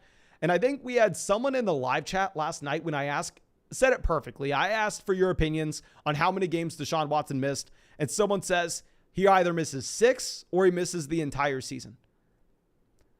Now, of course, my opinion means absolutely nothing in this situation because I'm stupid. But If I had to say how many games he misses, I think that's a pretty good call. I think he either misses 6 or the entire season. And if we were in a $5 fantasy football draft with $200,000 up for first, if you don't know how the puppy draft works on Underdog, you don't have to do this. You can do a regular draft on Underdog if you would like. But it's a $5 buy-in. First place gets paid. Second place gets paid in your 12-team league. But a small percentage of every single league pot is set aside. There are hundreds of thousands of drafts. And a small percentage of every league pot is set aside for the massive tournament in weeks 15, 16, and 17. Where you need to be prioritizing upside during that stretch.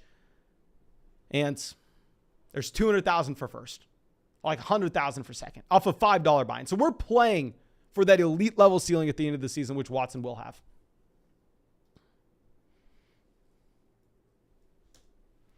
Okay, so now we have Mac Jones going pick 174. We're going to end this draft off with 3 wide receivers. And if y'all want to see another draft, make sure you go down there, drop that like. We are about 50 likes away from firing up another draft after this. We only have 3 rounds to get there. So if you want to see that other draft, it is so important to go down there, drop a like, and make sure you subscribe to the channel, because if we hit 90,000 subs before the season starts, we will go ahead. We will do a 24-hour draft marathon. So please, please make sure you go down there, drop that like, subscribe to the channel. Okay, so Darrell Williams, 178. Brian Robinson, 176. Scroll this over. Now, Noah Fant is a good value. We can't take another tight end. We are just so desperate at wide receiver right now. So at quarterback, we have Herbert and Watson. At running back, we have Taylor, Leonard Fournette, Nick Chubb, A.J. Dillon. At tight end, we have Darren Waller and Mike Gesicki. And at wide receiver, we are screwed. We are hoping that these guys cycle through in a best ball format. We can have some usable weeks from everybody. Devonta Smith, Tyler Lockett, Robert Woods, Rondale Moore, Joshua Palmer, Robbie Anderson, Van Jefferson. So we're going to get 3 more of these players. We are going to get 3 more wide receivers. Hopefully we can cycle through these guys and we can get 3 usable weeks. 3 usable guys out of the 10 every single week. It's a long shot, but we dug the grave. Now we got to lay in it. Let's take some nasty wide receivers at this point. Samson says the Fant fade is unreal. Man, I would have drafted Fant here if I can, but the issue is my wide receiver core is possibly the worst wide receiver core ever drafted on Underdog. We waited to make Devonta Smith our wide receiver 1. And that says, how does the puppy draft work to move on? Okay, so to get to that massive fantasy football tournament that we were discussing in weeks 15, 16, and 17, you have to be first or second in your 12-team league. At least that's how it is in Best Ball Mania. That's how it is in almost every Underdog draft, except if you're in the high stakes drafts. There you have to be first, second, third, or fourth. Okay, so we have a couple quarterbacks going off the board. When the hell is Fant getting selected? This team on the clock can't take him. They have 3 tight ends. Their tight ends are Goddard, Everett, and Hayden Hurst. I'd be so mad if I took Hayden Hurst in the last round and all of a sudden you're seeing that you could have just waited around and take Noah Fant. Or are they on auto draft? No, they can't be on auto draft. I think if they were on auto, they would have taken Fant in the last round. Yeah, they go Marlon Mack, 186.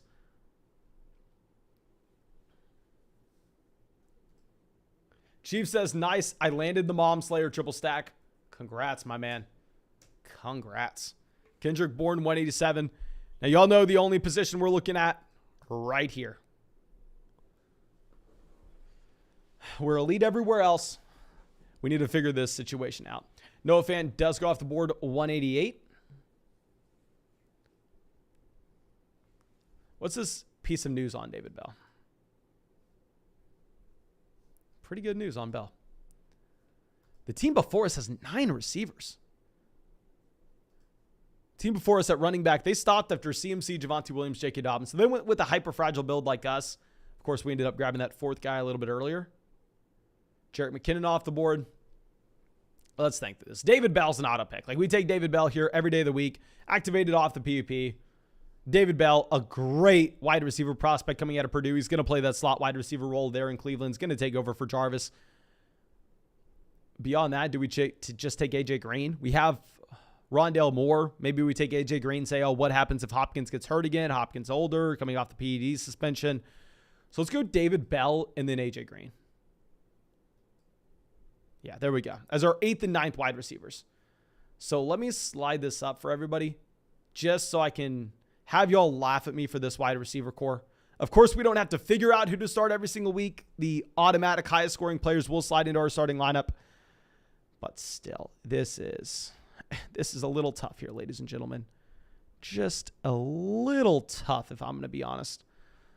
Now, we're elite everywhere else. Let's not look at that. Let's not focus in on the bad stuff. Let's scroll back up here to those running backs that we can look at. And I'm just going to go ahead. We are going to hop in another draft on Underdog. So if you set up your Underdog account already, just go hop in that puppy draft. If you want to try to draft with us, there were 5 spots available. So I'm assuming that those are going to be taken immediately.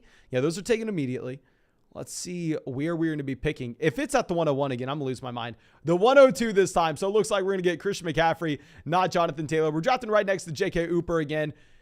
Let me see. P-Bros is a member of the flock. They're going to be drafting at the 112. We don't have to worry about them sniping us on our picks because they're so far away. Outside of that, let me know if you're in this live stream right now and you were able to make it into this draft. Let me know what y'all are thinking. Aleem says, AJ Green's my most drafted player on Underdog. I would be drafting AJ Green a lot in the private drafts on Underdog where you don't have to worry about weeks 15, 16, and 17 mattering so much, just with the highest ceiling possible there. But that production should be front-loaded. So if you're not worrying about that 3-week stretch, I think AJ Green probably does score a lot more points through the course of the beginning of the season than the majority of wide receivers being drafted in his range. So I think it's very dependent in the leagues where you want to draft AJ Green. Okay, so J.K. Ooper on the clock. See where they decide to go. They go Jonathan Taylor, so we are going to get a different build here. We are going to go ahead and we are going to take Christian McCaffrey. I'm sure that by the time we are drafting tomorrow night, you'll probably have an ADP swap of Justin Jefferson ahead of Cooper Kupp. Yeah, Cooper Kupp here goes at 3 before Jefferson. I was standing strong. I was saying that, oh yeah, I know we still prefer to have Kupp over Jefferson until the Stafford injury. Then I've thrown in the towel. Then I've said, okay, yeah, let's go ahead. Let's take Jefferson. But Jefferson looks like he's falling to 5 in this draft as you have an Austin Eckler sneaking in here at pick 4. Yeah, Jefferson falls to 5. Jamar Chase falling a little bit further. You have Dalvin Cook off the board at 6. J-Bone can potentially get Jamar Chase at 7. Let's see what he does.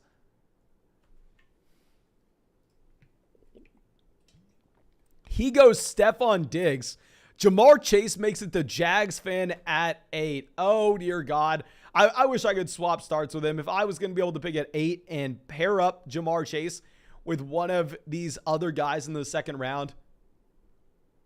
That is so exciting. Devontae Adams, CeeDee Lamb immediately off the board. Jamar Chase at pick 8. Jamar Chase could reasonably, and I know this is a crazy thing to say. A crazy thing to say.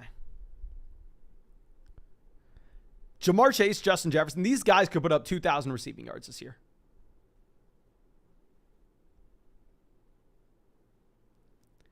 Now, Kelsey, Mixon go off the board. I mean, if I take Jamar Chase at 8, I'm really hoping we get Joe Mixon on the way back around. I do have to flex on y'all because speaking of Jamar Chase value, the one time we had Jamar Chase fall pretty far, I ended up getting Chase in the first, Mixon in the second, and T. Higgins in the third. There's no way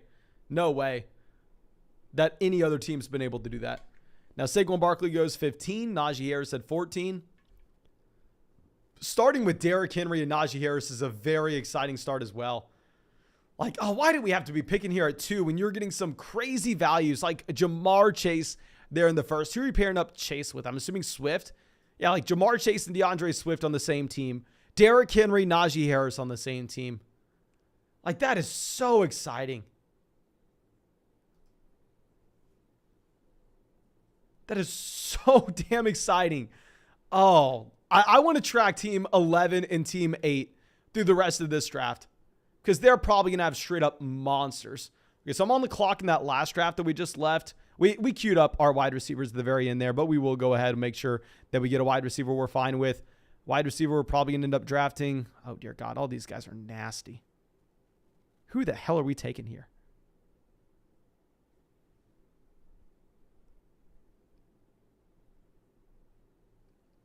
We panicked and took Randall Cobb. Oh, dear. I don't want to talk about that draft. That was a horrendous draft. We're not going to talk about it. We burned that $5. But let's scroll this back over. You have Nick Chubb, 21. There's a chance that we start this off with CMC Mark Andrews. Mark Andrews is on the thumbnail. Hell, if you want a player to fall to you, put him on the thumbnail. We got Jonathan Taylor and Mark Andrews in the first draft of the live stream. That was from pick 101. What are we doing here? Come on. Give us Andrews. Give me Andrews. Please, please, please, please, please, please. Oh, no, Andrews off the board. We have been going through. We've been trying some unique starts, trying to go running back heavy. Last draft, we went 3 running backs in a row. Really did not like how that draft turned out. We didn't have the wide receiver value falling to us that we wanted. So let's go ahead. Let's just take Tyreek Hill here. I do think Tyreek Hill's in a tier with a couple of these other players. I don't love the Tyreek Hill value. We're probably going to end up taking either Leonard Fournette or Alvin Kamara, whoever makes it back around to us at pick 26. But let's see if J.K. Ooper tries to go down that same path and tries to actually make it work where we weren't able to take in 3 running backs in a row. But no, he goes T. Higgins here 24, and then he goes Leonard Fournette. So let's get Alvin Kamara. Let's get someone that has an elite level ceiling. And dear God, imagine if this was a draft back in 2019. Imagine if this was a draft where you were able to pull together CMC, Tyreek Hill, and Alvin Kamara. I mean, these are big names. Of course, these players probably on the decline, if we're going to be completely honest. If they weren't on the decline, hell, we would not be getting them all on the same team. These guys would be guys all inside the top 5 picks. But still, it's a pretty exciting start. Don't lie to me. This is an exciting start. Okay, so now we have Michael Pittman going pick 28. Endless Football says, yeah, I don't see why T. Higgins couldn't outscore Jamar Chase. Not going to lie, I do not think it's a possibility. And this is coming from someone that one of my most embarrassing takes ever was last year, I was drafting T. Higgins over Jamar Chase, and I was confident with it too. Like if you came into the live stream and said, you know what, Mason, I don't think you should be taking T. Higgins over Jamar Chase. I think Jamar Chase is going to come in. He's going to be the wide receiver 1 overall. I was getting heated. I was like, oh my God, yeah, you got no idea what you're talking about. T. Higgins is a stud. It's going to be T. Higgins. Jamar Chase is a rookie. He didn't play football last year. Yeah, he's a great prospect, but at the end of the day, he is just a prospect at this point. We saw T. Higgins dominate. And Jamar Chase turned into Jamar Chase. He turned into what every smart person on the planet knew he was going to be. And I was sitting here screaming in favor of T. Higgins. So that's on me. This year, I'm not going down that same path. I'm not telling people that they need to be drafting T. Higgins over Jamar Chase. Okay, so Mike Williams, 33. Kyle Pitts falls all the way to 34 here. Let's see what else happens in this draft.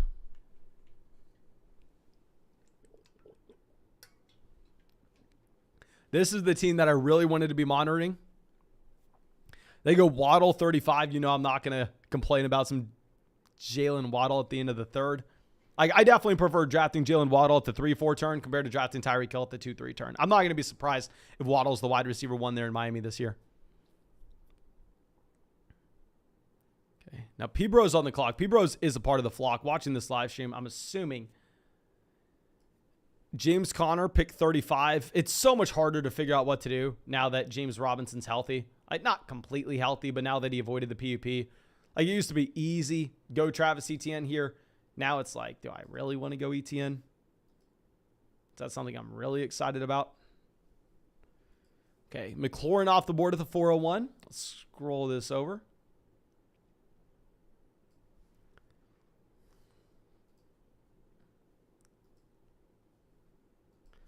Cam Akers, 38. Cam Akers a little bit early for him here. I personally wouldn't go Akers at this point.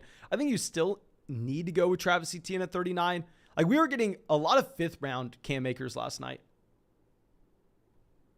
Travis Etienne goes 39. I am pretty excited about that start. I don't agree with taking CeeDee Lamb over Derrick Henry.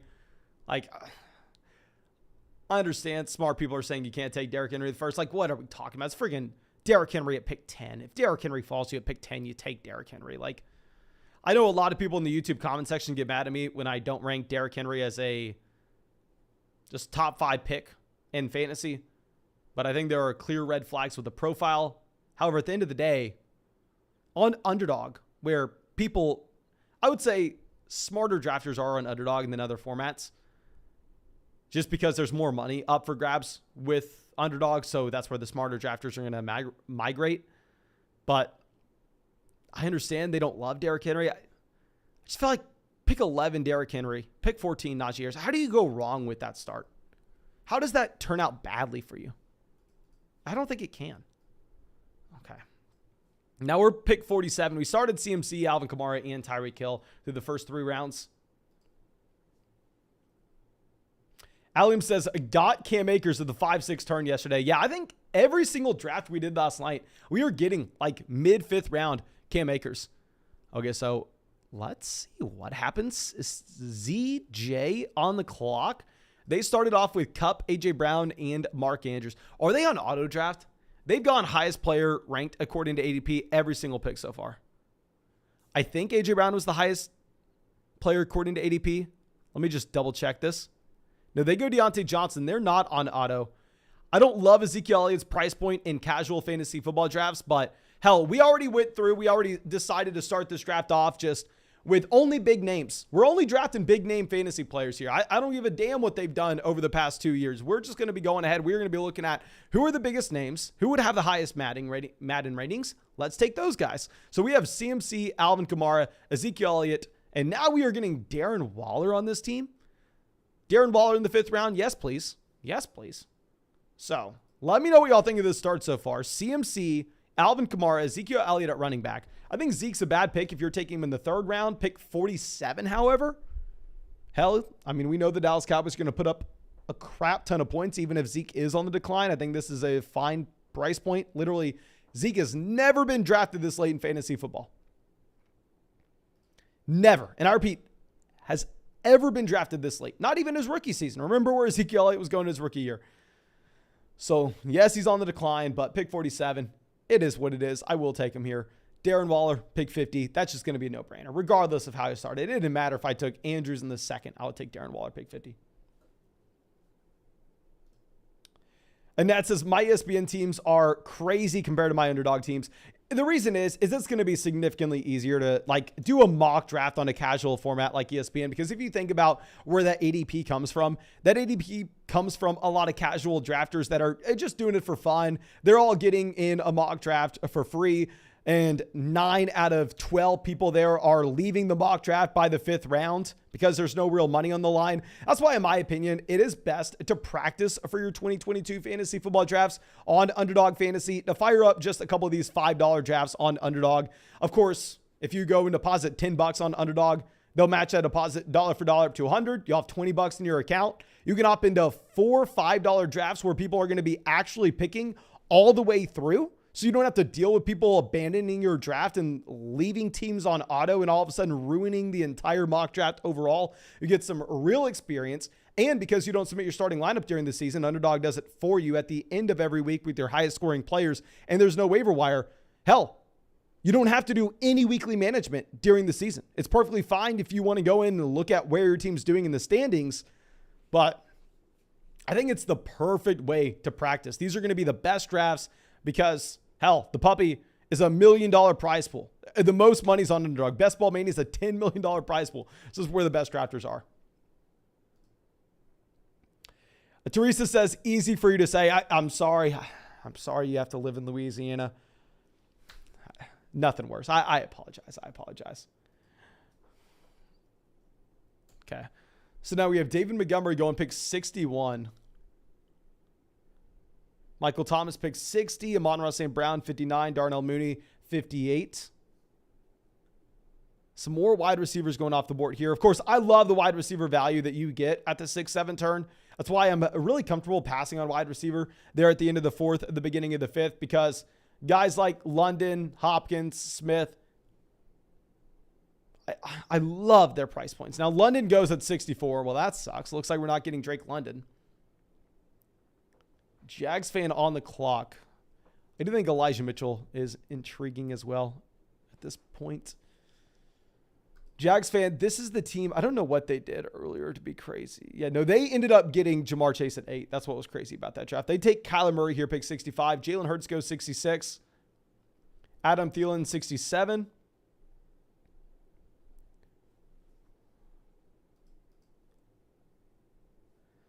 We're up in 3. We have a queue of 5. I want to grab 2 of these 5 guys. If we were to grab a running back here, we're going to be done drafting running back, rolling into take 4. A.J. Dillon off the board. Let's think through this real quick. ZJ right before us has yet to draft a running back. It is now pick 70. I'd imagine if he has the opportunity, maybe goes Elijah Mitchell, Josh Jacobs. Smith now 69.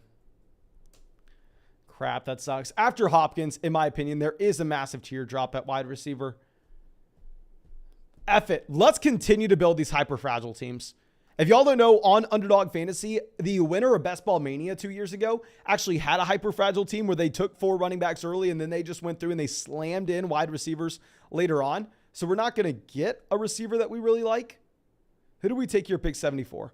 Let's go Ayuk. I know we're reaching on Brandon Ayuk. It is what it is. But let's take Jacobs. The teardrop that we're going to see at running back on the way back around, it's going to be pretty damn far. But the thesis with a hyper fragile team here is you're just going to be able to take advantage of the best ball scoring element with the wide receivers cycling through your starting lineup. And hell, if you can get CMC, Alvin Kamara, Ezekiel Elliott, and Josh Jacobs on the same team, you're saving roster spots on not having to draft running backs a little bit later on. Wide receivers are inherently going to be a little more volatile on a week-to-week standpoint. So maybe the median projection, the average points scored on a week-to-week basis, is going to be a little bit lower at receiver. But on the top end range of outcomes, maybe you can take advantage of the high scoring that they are able to give you. But let me know what y'all think of this draft so far. I'm taking Ayuk here over a couple of these wide receivers. I'm easily taking Ayuk over Allen Lazard. Y'all should know this by now, but I'm never drafting Lazard at his price point. I'm not taking Lazard over the elite level quarterbacks in this range. I'm not taking Lazard over Kadarius Toney. Like, Toney would be an intriguing play based on his yards per route run. We're taking Ayuk here over Kadarius Toney for one reason, and that's the training camp reports coming out of San Francisco. I don't necessarily think that it means that all of a sudden you have Brandon Ayuk as a significantly better play than Kadarius Toney. But what I do think it means is if this hype continues for Ayuk, all of a sudden, I don't think this is going to be a price point that is too surprising for most people. I think that getting Ayuk at the 7-8 turn probably is no longer going to happen for drafters. Now Pollard goes pick 82. Sky Moore 81.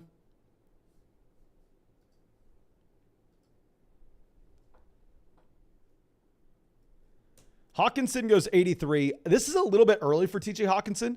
Going back to the video that we were talking about today with tight ends, only taking guys that have access to truly elite level ceilings.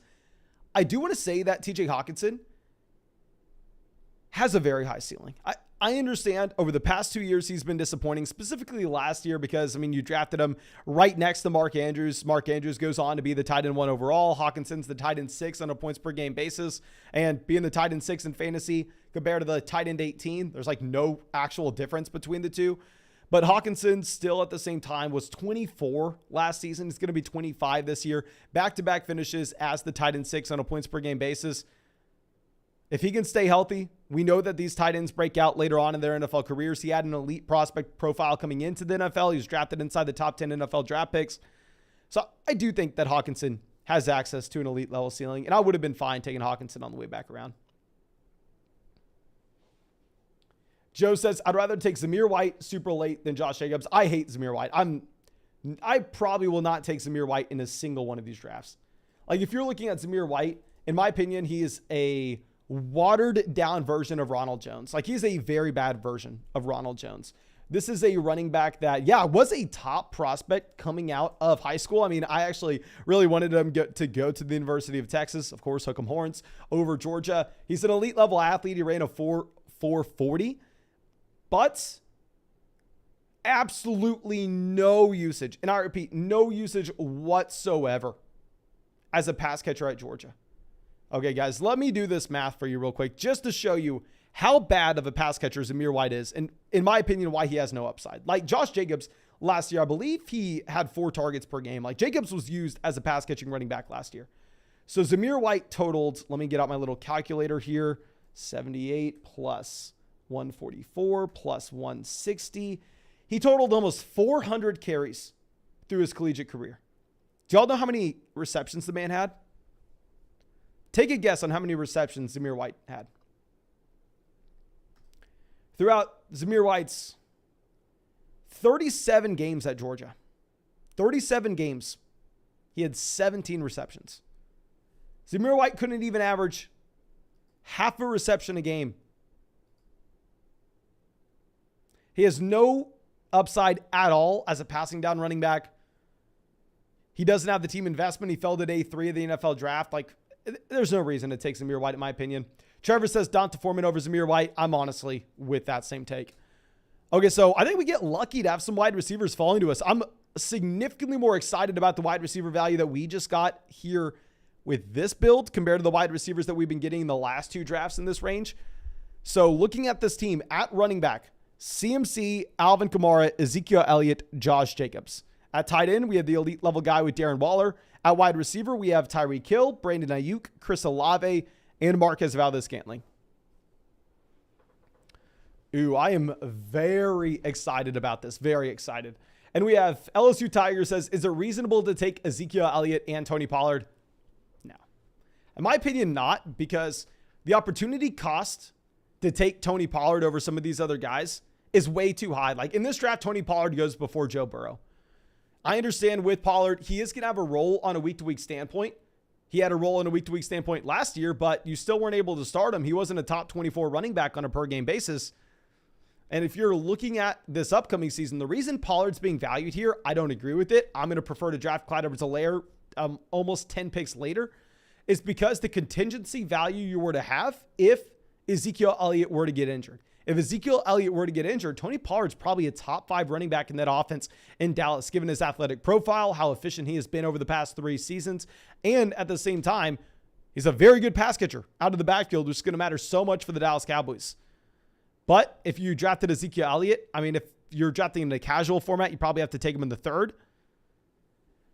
So much of your roster already hinges on Ezekiel Elliott being healthy. So yeah, you're going to raise your floor by pairing up Ezekiel Elliott and Tony Pollard with, say, your 3rd round and 7th round selection. But at the same time, you're going to severely limit your ceiling. Severely limit your ceiling. I would say pick one or the other. And I, completely honest, have not been taking much Tony Pollard here at all. Like, let me see how much Tony Pollard I've actually drafted. Okay, let's go to Underdog, completed drafts.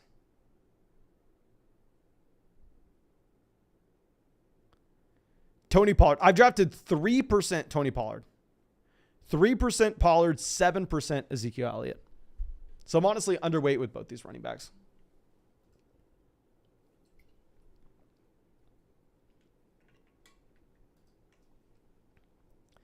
Okay, so Cordell Patterson goes 112. Good for us. I like Cordell Patterson in this range, but at the same time, we can't take him. We're done at running back. Dear God, look at the quarterbacks taking up the top portion of this ADP. Now, I wasn't planning on grabbing a quarterback. If we're looking at stacking options later on, if we go Stafford, I mean, we can get Higbee as our second tight end. We can get Van Jefferson. If we go Derek Carr, there's nobody else we can get. I mean, we have Josh Jacobs. Maybe we can make an argument that there could be a week where Josh Jacobs comes away with 2 receiving touchdowns. If we look at Kirk Cousins, we can get KJ Osborne later on. I'm not taking Irv Smith Jr. at the beginning of the 11th round. So interesting. This is such a dead zone for really any upside at all. Cousins goes 116. Actually, I lied to you. I forgot. Why am I being so dumb? I have Darren Waller. Derek Carr, what? 12 picks behind his ADP, an entire round behind his ADP on a Derek Carr, Josh Jacobs build. That's a fantastic selection. We're taking Derek Carr here, not thinking twice about it. What am I thinking? Yes, go Derek Carr, Mason. Don't be stupid. Damian Pierce goes 120. Good for us. After we take Derek Carr here at 119, do we potentially double dip, grab another quarterback in this range in Aaron Rodgers? We can get Robert Tonyan later on. We can get Christian Watson later on. We can get Romeo Doubs later on. We can get Sammy Watkins later on. No, Rodgers goes off the board. I'm not going to reach on Justin Fields. McCole Hardman wouldn't be someone I'm too interested in this range, but Galladay is going to be completely fine. I have been drafting a decent amount of Galladay here. Given the coaching staff change that you have in New York, I think there is some upside with this New York Giants offense. Pass catchers, specifically, given the overall ADPs that they have. I mean, if Kenny Galladay is indeed the wide receiver 1 here, which I think it's not out of the realm of possibility. I definitely rank Kadarius Toney over Kenny Galladay, but it's possible Galladay ends up being the wide receiver 1 in New York. I think this could be a pick that makes a ton of sense and is a profitable selection overall. Now, Justin Fields goes 124. Derek says, yo, just got home from a wedding. I want to draft tonight. Hope you do another. Hope you had a ton of fun at your wedding, my man. I am going to a wedding, I believe, next week. Like literally in almost exactly 7 days. So I hope you had a ton of fun at yours. And regarding getting another draft going, we've had almost 5,000 views on the live stream. How about if we hit 700 likes on the stream, we will go ahead. We will fire up another draft. If you have not done so already, go down there, drop a like on the stream. Let's get to 700. Let's fire up another draft. If you want to join our next draft with us, we do this every single night, 3-4 drafts every single night. Make sure you go to the link in the comment section. Make sure you go to the link in the live chat, the description of the video, and go over to Underdog Fantasy, sign up, use promo code FLOCK when you sign up. They'll match your first deposit dollar for dollar up to 100. You'll get our 2022 rankings. You'll get our 2022 fantasy football draft guide. Literally almost 300 pages information with a $10 deposit on Underdog Fantasy. Take advantage of that ASAP. Okay, so Devontae Parker at 130. Trevor says, as a Giants fan, I am low on Kadarius Toney. I think that the Giants wide receiver core is too deep for him to get valuable targets. Dynasty, he's a snag, though. The Giants do have a lot of wide receivers in that pass-catching core, but the Sterling Shepard torn Achilles does make it seem like Sterling Shepard's not going to be a factor this upcoming season. At the same time, we don't exactly know how the coaching staff's using Darius Slayton, if Darius Slayton even has a role this upcoming season. I think it comes down to Kenny Galladay, Wan'Dale Robinson, and Kadarius Toney. Toney probably being the wide receiver 1 there. I agree. It is a very deep wide receiver core. If they keep Slayton, and at the same time, if Wan'Dale does break out his rookie season.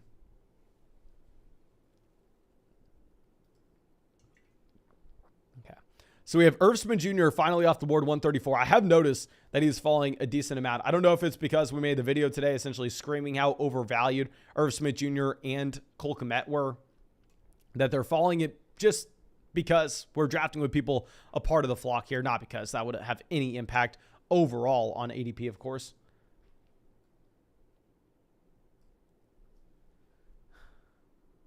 Okay, now we have Jacoby Myers, 135. Landry, 136. I'm honestly liking the end of this tight end tier if we get one of these guys making it back.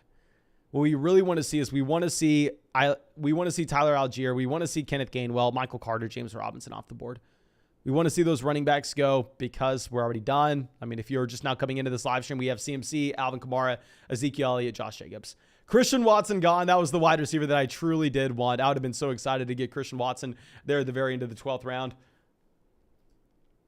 Albert O, 138. Interesting to see Albert O go this far before Cole Kmet. Albert O, ADP of 148. Cole Kmet, 127. This team didn't take Russell Wilson either. They have Sutton. Maybe they're making an argument you can get some correlation in that way, but still. Okay, so at this point, Cole Kmet off the board, 139. I would have taken Kmet if he would have fallen to us at 143, just based on the ADP value, and I do think that this tight end tier is eventually going to run out. Let's see what happens. What does this team do in front of us? This is ZJ. They've taken 6 wide receivers. I think we're safe from them taking a wide receiver after they take Gallup at pick 123. They have Andrews. Maybe they don't decide to go tight end here. At quarterback, they have Tom Brady. They don't have a reason to take Trevor Lawrence. They didn't take Travis Etienne. They don't have Christian Kirk. Maybe they want to get Marvin Jones a little bit later on. They go Jameson Williams. They take their 8th wide receiver. We're going to go ahead. We're going to take Gesicki. Gesicki just fits right in line with what we were talking about. I think all these tight ends are the same. I'll wait a couple of rounds. I won't take Dawson Knox. I won't take Irv Smith Jr. I won't take Cole Kmet. We'll wait a couple of rounds, and instead we'll get Mike Gesicki. So the plan the entire time. And I think when we take Gesicki and Darren Waller, we are now no longer going to have to draft another tight end.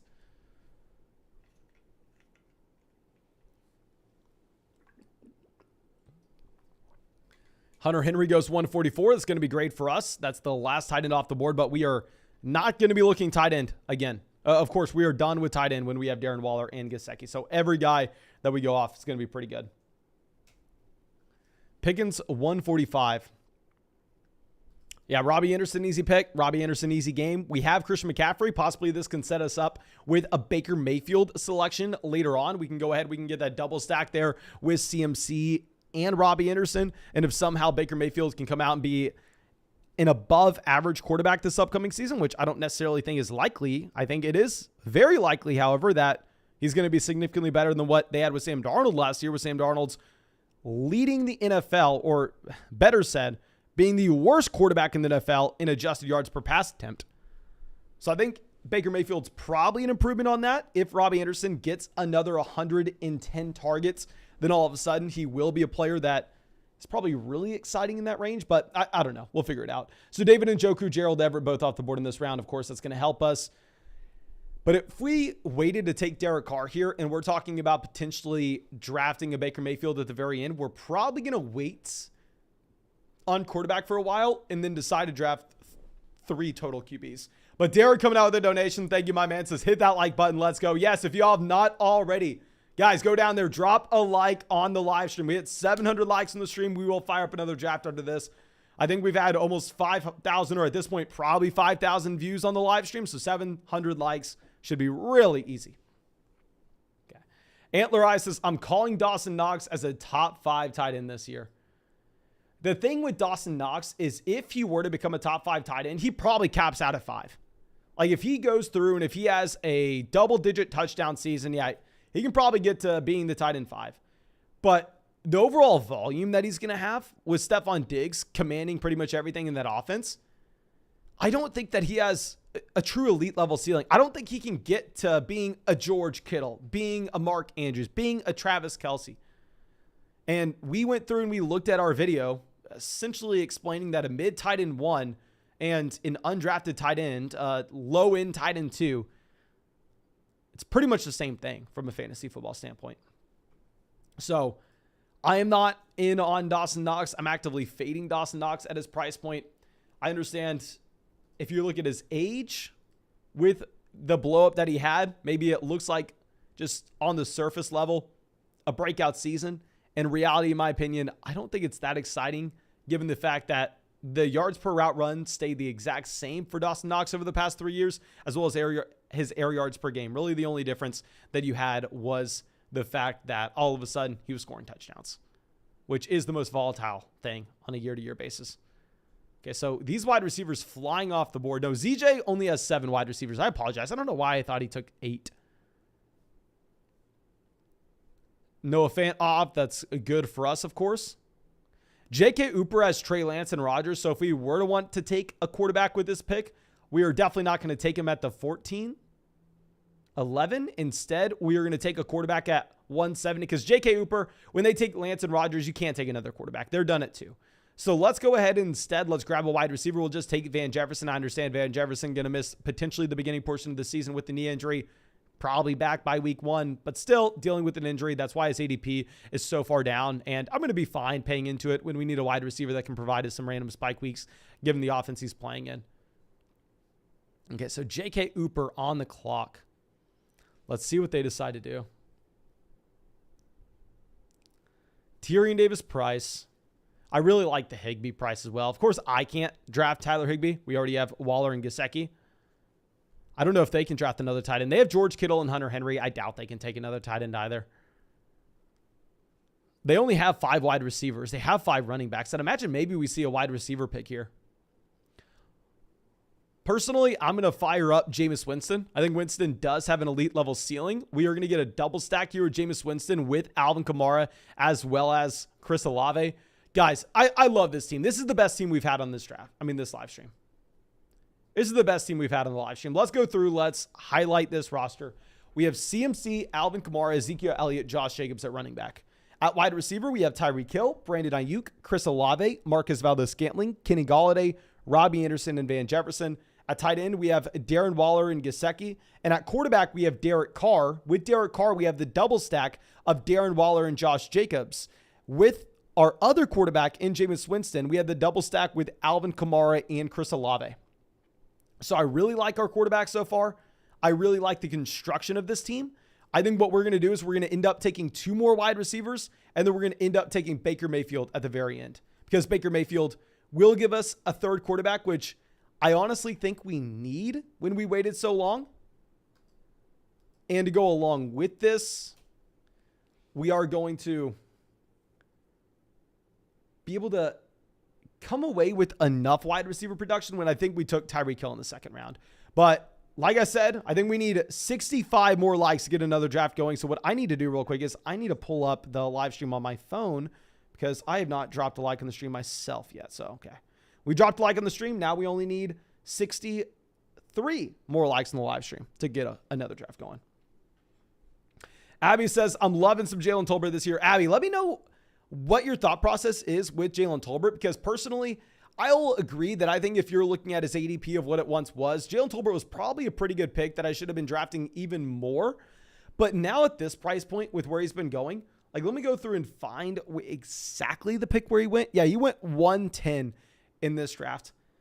So here he does go behind Garrett Wilson, but I've been seeing more and more Jalen Tolbert before Garrett Wilson. In this draft, he still goes before Jahan Dotson.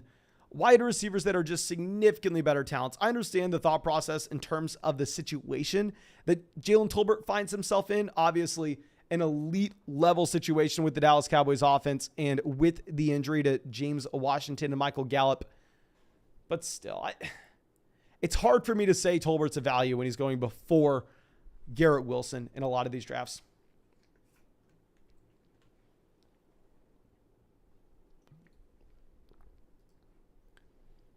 Okay, so now we have Will Fuller, 183, Donovan Peoples-Jones, 182. I think, yeah, that Donovan Peoples-Jones team did take Deshaun Watson a little bit earlier on, so I actually really like that pick. So the top of ADP currently, you're just looking at a ridiculous amount of running backs. We can't take another running back. We went through and we drafted some elite guys. We took CMC, Kamara, Ezekiel Elliott, and Josh Jacobs. Maybe, just maybe we can draft another running back. Let's see what's going to make it back to us. Like, seemed pretty thin to draft another running back. We're not taking Baker Mayfield 191, regardless of what happens, because J.K. Hooper can't take another quarterback with their roster construction. They're the only team between us. So if we want Baker Mayfield, we can get Baker Mayfield 194.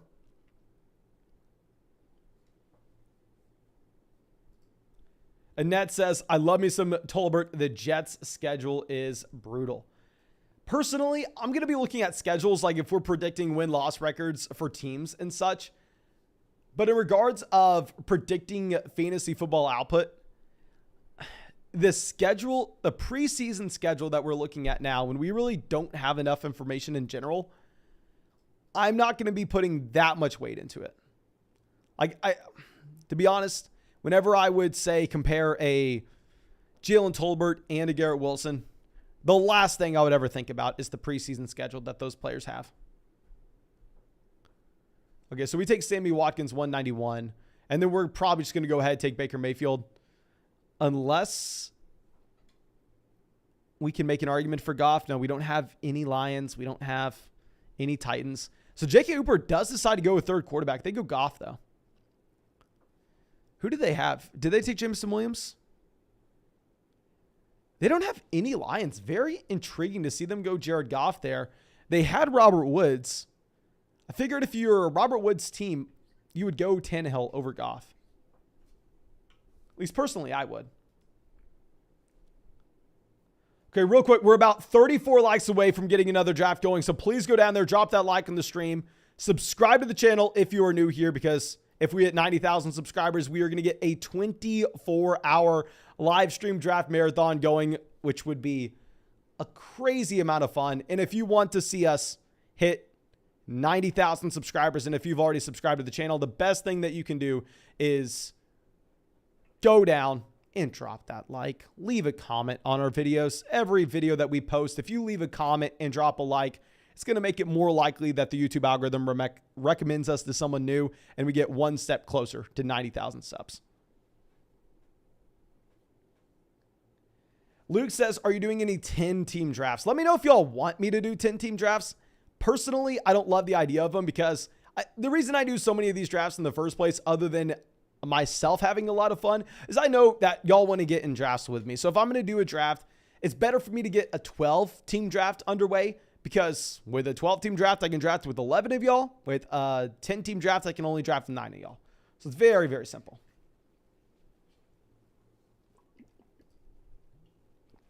Derek wanted us to take Taysom Hill. I think this team's not strong enough a wide receiver to go Taysom Hill. I did take Taysom Hill in an earlier draft this morning. I wasn't taking Hill for about a week whenever we had the mysterious report saying, oh, Taysom Hill's out of practice. Hill's going to be out for quite some time. So I didn't take Taysom Hill for about a week. I am back on the Taysom Hill train, however. P Bro says 15 more likes. I'll delay my picks, fellas. Let's go. Okay. Yeah. Okay. P Bros maybe is going to guarantee that we end up getting there. Trevor says the only problem with drafting with Mason in the flock is you decrease the chance of getting clowns in your draft. I have at least 2 weirdos per draft. Yeah, I will admit that if you're going to join a draft on the live stream, they're probably going to be tougher on average than just a regular draft that you would get in on a random lobby on Underdog Fantasy. Because usually if you just hop in a random lobby on Underdog Fantasy, hop into a random puppy draft, hop into a random Best Ball Mania draft, you are going to be drafting with some people that are just going absolutely crazy. And you can usually take advantage of some pretty good values when that happens. David Bell goes off the board here, 203. Love that David Bell value. Now that David Bell is back at practice, now that David Bell is off the PUP list, I'm going to go ahead. I'm probably going to make David Bell one of my most drafted wide receivers. If you're still going to be able to get him past pick 200, David Bell is a no-brainer. I think 2 drafts ago, we took him in the 8th round. P-Bros goes Carson Wentz 204. Yeah, they only had 1 quarterback so far. I think when you only have 1 quarterback and you wait this far to get your second, even if that quarterback is Joe Burrow, I personally draft 3 of those guys. I'm saying that selfishly because, of course, I don't need a quarterback. But at the same time, like, it's not like I'm sitting here dying for any particular player to fall to us regardless.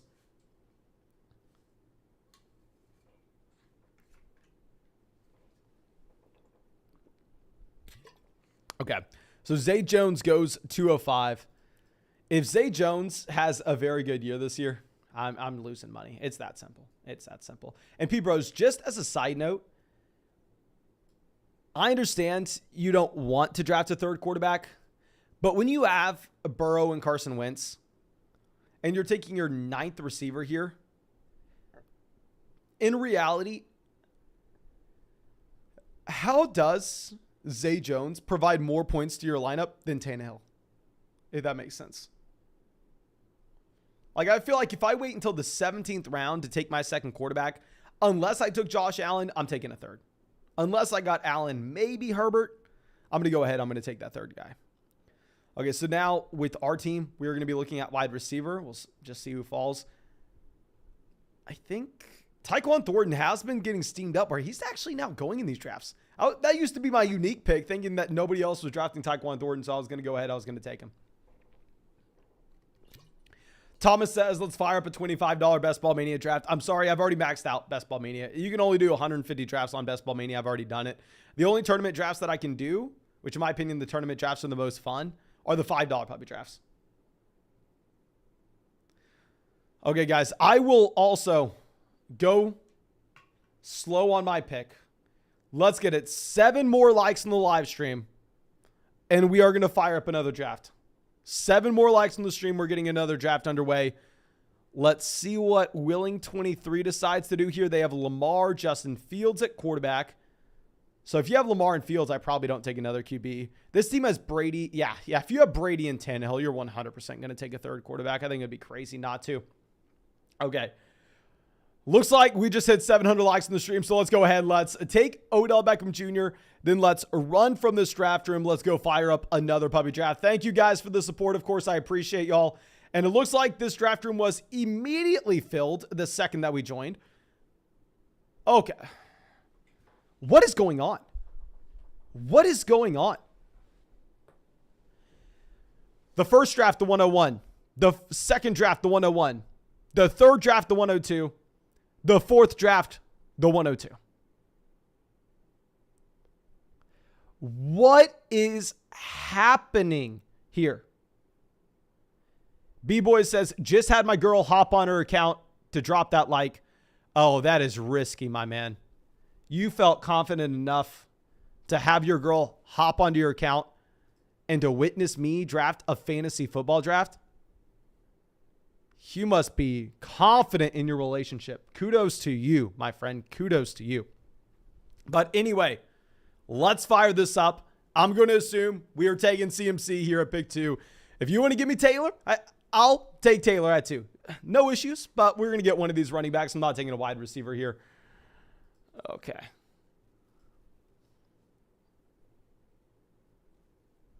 So Jonathan Taylor goes at 1. So let's go ahead. Let's take Christian McCaffrey at 2.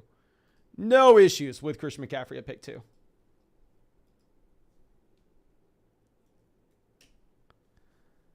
Sleazing with them on the clock. I'm assuming we get a Jefferson start here. At least that's how people have been trending as of late.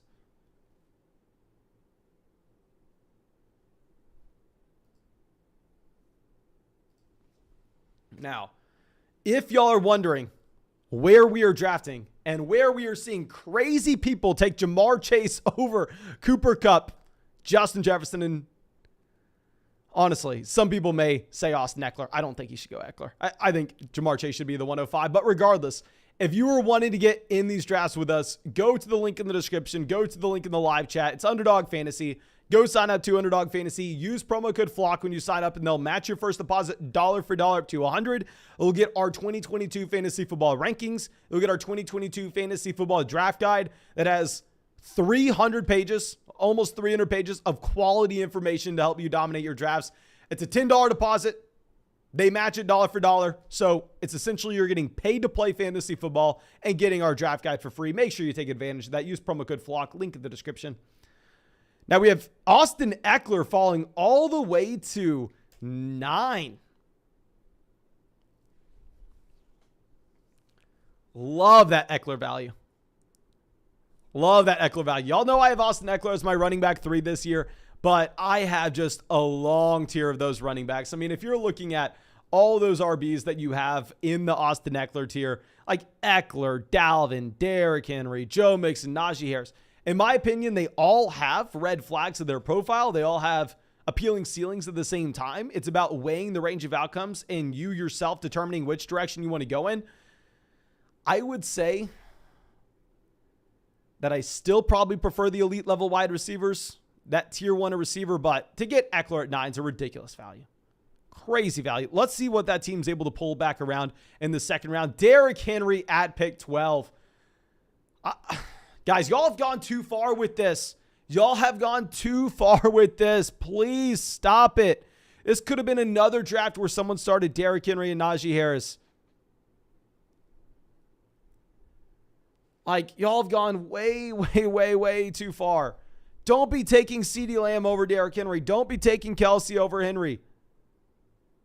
I mean, people make fun of me for saying that you shouldn't draft Derrick Henry inside the top 5 picks, which you shouldn't. But on Underdog Fantasy, I've seen Derrick Henry fall to this range nonstop. In the last draft, he went at pick 11. His ADP on Underdog's like falling to pick 9. I think it's like 8.8 at this point.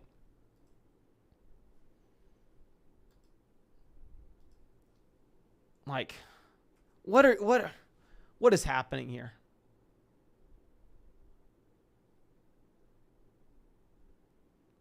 You have Eckler at 9, Henry at 12, Najee Harris at 14. Just a crazy draft to start here.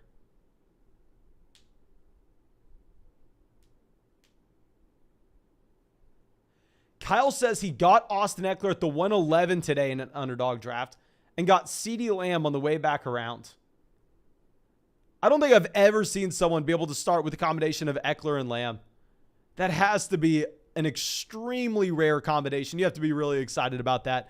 Mixon goes at 18 to pair up with Stephon Diggs. Love that Mixon value at 18.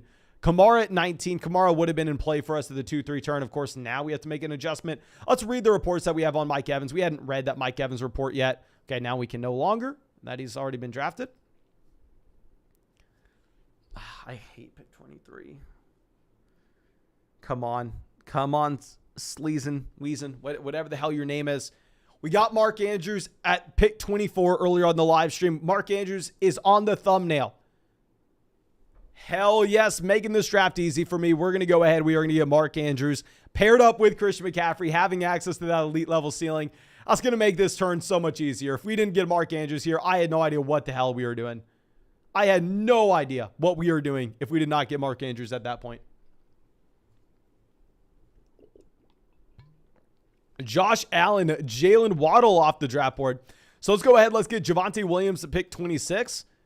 When Javonte Williams was going in the middle of the third round, we thought it was in the middle of the second round, we thought it was a pretty bad pick. But now that you're getting third round Javonte Williams consistently, hell, there is upside with this selection of third round Javonte Williams. So I'm going to be completely fine with it. I'll be excited to draft Javonte Williams here at pick 26, especially on a CMC and Mark Andrews start. Now, it's not as good as starting off with potentially Derrick Henry and Najee Harris. I'll say that. I'm going to prefer Derrick Henry and Najee Harris on a team over Christian McCaffrey and Mark Andrews. But it's going to be the best that we get to fall to us in this draft. And it's very interesting. I do want to track what the Jonathan Taylor, Josh Allen, Jalen Waddle team ends up looking like. Really interested to see what that team ends up with. Now, Higgins falls to 28. Very rarely is T. Higgins falling this far. Higgins has an ADP of 24.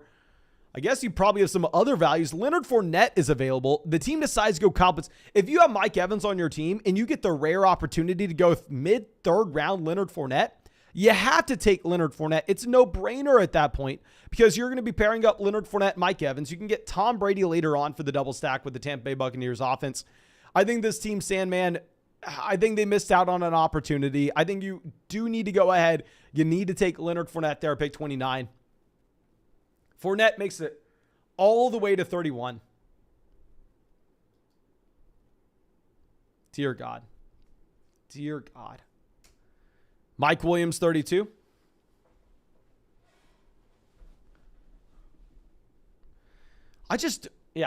We have Ross says, how is Leonard Fournette falling like this? I don't know. Maybe it's due to people being concerned with the injuries that you have to the offensive line in Tampa. I mean, it's definitely something that you need to continue to monitor. I mean, if we have the offensive line injuries continuing to pile up, then at that point, we probably have to draw the line and say, you know what? Probably not the best idea to continue to hammer in Leonard Fournette at the end of the second round. But here, Leonard Fournette pick 31 is an absolute no-brainer.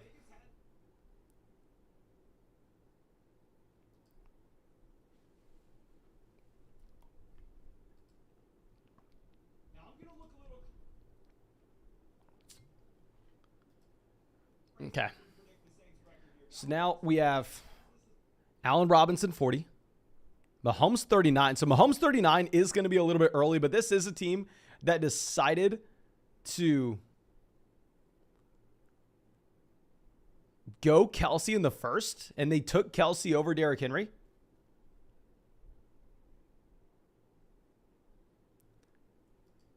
So it's not the craziest thing in the world to take Patrick Mahomes here. I definitely have taken Patrick Mahomes here in the fourth round before. But the issue is, with some of these drafts on Underdog now, you're getting Patrick Mahomes falling to you at the very end of the fifth round. There's a chance that you get Patrick Mahomes with a Travis Kelce start at the end of the fifth. So I think maybe you take a running back you're not going to have access to, like a Breece Hall here at pick 39, and roll the dice that Mahomes makes it back to you in a tournament style structure where you need to make sure that you are getting a unique combination. Okay, so Gabriel Davis goes 44. We're going to be back up on the clock, 47. I actually really like the idea of grabbing our first wide receiver here. I think if you're looking at both Jerry Jeudy, Deontay Johnson, they're very strong selections. I actually prefer Jerry Jeudy over Deontay Johnson with this build in particular because A, we have the Tim Patrick injury. That's massive. Patrick's led this team in touchdowns the past 2 seasons. And B, we have Javonte Williams. So we can set ourselves up to potentially go Russell Wilson later on. With this pick, we're going to make the very easy selection of Deontay Johnson, pick 50. This is my favorite draft of the night, ladies and gentlemen. Easily my favorite draft of the night. I don't think it's relatively close either. I mean, to go ahead to be able to get the combination of CMC and Mark Andrews, that's going to be a rare combo. Then to pair up both Jerry Jeudy and Javonte Williams to set ourselves up with the double stack of Russell Wilson later on, presumably at a value. And Deontay Johnson in the 5th. The wide receiver 7 last year on a points per game basis who just extended his contract. I love this pick of Deontay Johnson. Okay, so let's go through. Let's scroll this down. Chris Godwin goes 53. Lamar Jackson 52. Of course, the initial plan is to go ahead to pair up Mark Andrews with Lamar Jackson to get the elite level quarterback, to get the elite level tight end stack. That's what we did earlier today. That's what we've done pretty much every Mark Andrews team we've ever drafted. The issue is very rarely are you getting the opportunity to take Deontay Johnson in the 5th. So 9 times out of 10, yes, we are going to go Lamar Jackson here. But when we set ourselves up with the potential to be able to go ahead and to take Russell Wilson later on, as we already discussed, I think it's fine if we wanted to take Deontay Johnson at pick 50. Okay. So Rashad Bateman, 55. Drake London, 56. London sliding up boards here. Jalen Hurts, 57. The elite level quarterbacks have been pushed up. I mean, you had Patrick Mahomes, 39. You had Josh Allen, 24. The Patrick Mahomes team ends up, in my opinion, actually probably pretty well off. Now, of course, you can't rely on this. It is pretty rare. But that Patrick Mahomes team ends up getting Juju Smith-Schuster 7 picks behind his ADP so they can get the double stack there with Juju Smith-Schuster, Travis Kelce, and Patrick Mahomes. So while I didn't necessarily agree with the Mahomes selection initially, I think looking back from the 5th round with that value that they just got, that's completely fine. And Annette says London's ADP is going to be very crazy very soon. Good for me. I mean, we went through and we talked about our top 10 most drafted wide receivers, I believe about a week ago. And Drake London's on that list. Drake London's inside my top 10 most drafted wide receivers on Underdog this offseason. So hell, I hope that his ADP goes up because there are about to be some other players that see their ADP go up like a Courtland Sutton that I don't have a lot of. Y'all know I have approximately 0 Courtland Sutton as he was in the 3rd round before the Tim Patrick injury. Now, I think it's fine if you want to take him at the 3-4 turn post Tim Patrick injury, but Sutton's probably going to end up settling in to be a mid-3rd round pick, and I'll probably never end up with Sutton either. Okay, so we get Elijah Moore, 64, A.J. Dillon, 65. Kyler Murray goes all the way down to 66. Kyler Murray fell a ton in our draft last night on the live stream as well. David Montgomery plummeting down to 67. If Montgomery were to make it to us, we would have taken David Montgomery. We wouldn't have thought about it either. JN says, quick flex of Deontay at the 506. Okay, my man. That is pretty nice. I don't think I've ever had Deontay Johnson fall to us at the 506 because almost every time Deontay Johnson's available to us in the 4th, I end up going Deontay Johnson. Deontay Johnson also on that list with Drake London as one of my most drafted wide receivers on Underdog this year. Josh Jacobs goes pick 69. Y'all know I would have taken Josh Jacobs at this 71 selection probably. We're not going to reach on Russell Wilson here. I mean, we can still get Russell Wilson at 74 guaranteed. So instead, we're going to take Amari Cooper as our 3rd wide receiver, and then we're going to queue up Russell Wilson. Now, in terms of Russell Wilson versus Joe Burrow versus Trey Lance, like, I don't necessarily think that we can sit here and go, oh yeah, Wilson's definitely the pick over Trey Lance in a 4-point passing touchdown format, given Lance's rushing upside. I think it is marginal, but when we have Jerry Jeudy and Javonte Williams, it's easily going to be Russell Wilson for me. I think that this trio of players for Denver, this double stack in particular, not too many people are going to have. I think it is going to be a very unique combination overall. Okay, so Russell Wilson goes 74.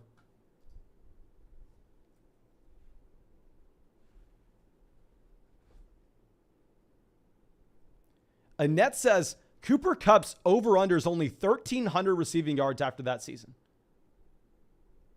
Let me know, where are you seeing that over-under? Is it even odds as well? Is it like minus 110? 1,300 receiving yards for Cooper Kupp? Because if you were looking at what Cooper Kupp did last season, Cooper Kupp almost had 2,000 receiving yards. Cooper Kupp last year, 1,947 receiving yards. And in the playoffs, he had a 4-game stretch and he averaged 120 receiving yards per game. So say Cooper Kupp, of course you're regressing this. There's no way in hell, it would be highly unlikely that Cooper Kupp yet again averages 114 receiving yards per game. Let's say he slows down by 10%. He loses 10% of that production. He's still at 103 receiving yards per game. So he needs to play 13 games to get there. That does seem like a pretty intriguing line. Like, I'm never one to bet an over. I am never one to bet an over. But Kupp at 1,300 yards does seem intriguing.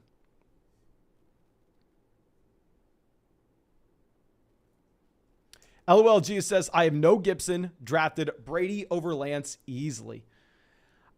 Lance does go behind Tom Brady here. You have Lance with an ADP about a full round before Tom Brady. I can never talk poorly on our guy, Trey Lance. Y'all know I have been the leader of the Trey Lance fan club for a very long time.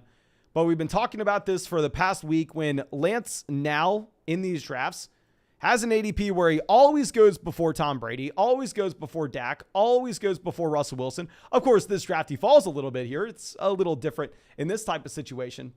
But I tweeted this out earlier today. Last year, I was the president of the Trey Lance fan club, but now he's being drafted before Joe Burrow. I sadly may have to exit this hype train. And then I attached a bunch of tweets last year of me just going through and speaking on how much I loved me some Trey Lance. But it is what it is. Chris Olave goes pick 90. Now, going down to pick 95 here. Gibson on the board still at the 807 after LOG says they have never taken Antonio Gibson in an underdog draft. How far does he have to fall? He's going behind Pollard now. Gibson off the board. We go ahead. Probably take... I think we take Hunt here as a no-brainer. Pick 95.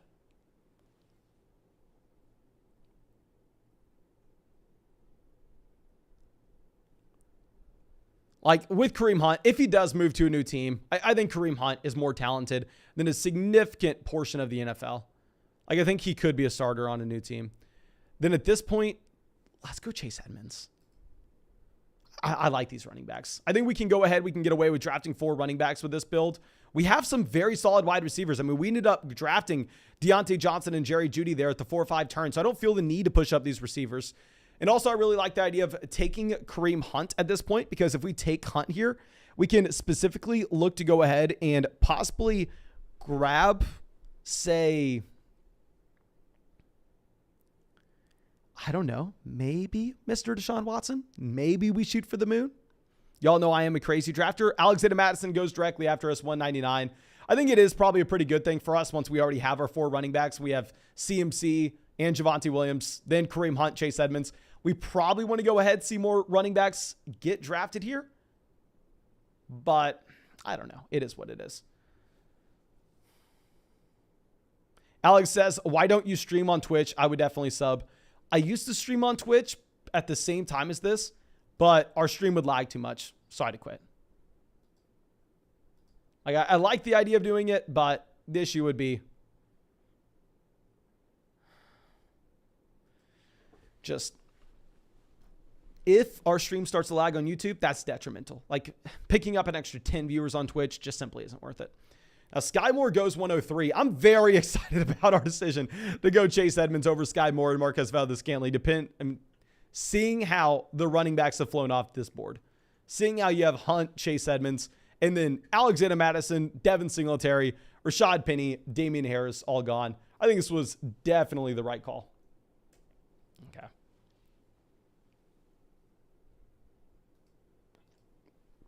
Now, Derek Carr, 104. Chase Claypool, 105. Melvin Gordon, 106. Okay, honestly, I think that this is probably a pretty good thing to see all these running backs going.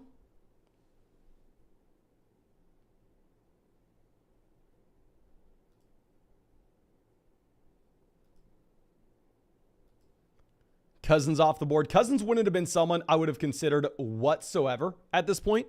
I think Cousins is an easy fade here. I mean, maybe if we took Jefferson round 1 and then Adam Thielen, I'll go ahead. I'll take Kirk Cousins at the 10-11 turn. But in reality, I'm just never drafting Cousins, so I'm happy to see him go. Jalen Tolbert, 110.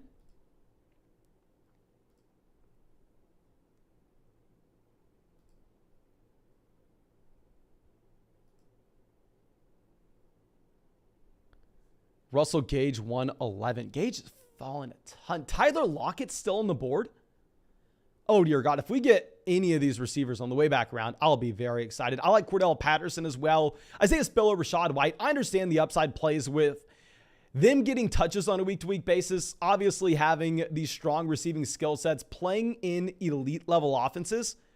But at the same time, I don't think I would be inclined to go with a Rashad White or an Isaiah Spiller here at 119. I think they would be pretty easy fades. Okay, so Rodgers goes 112.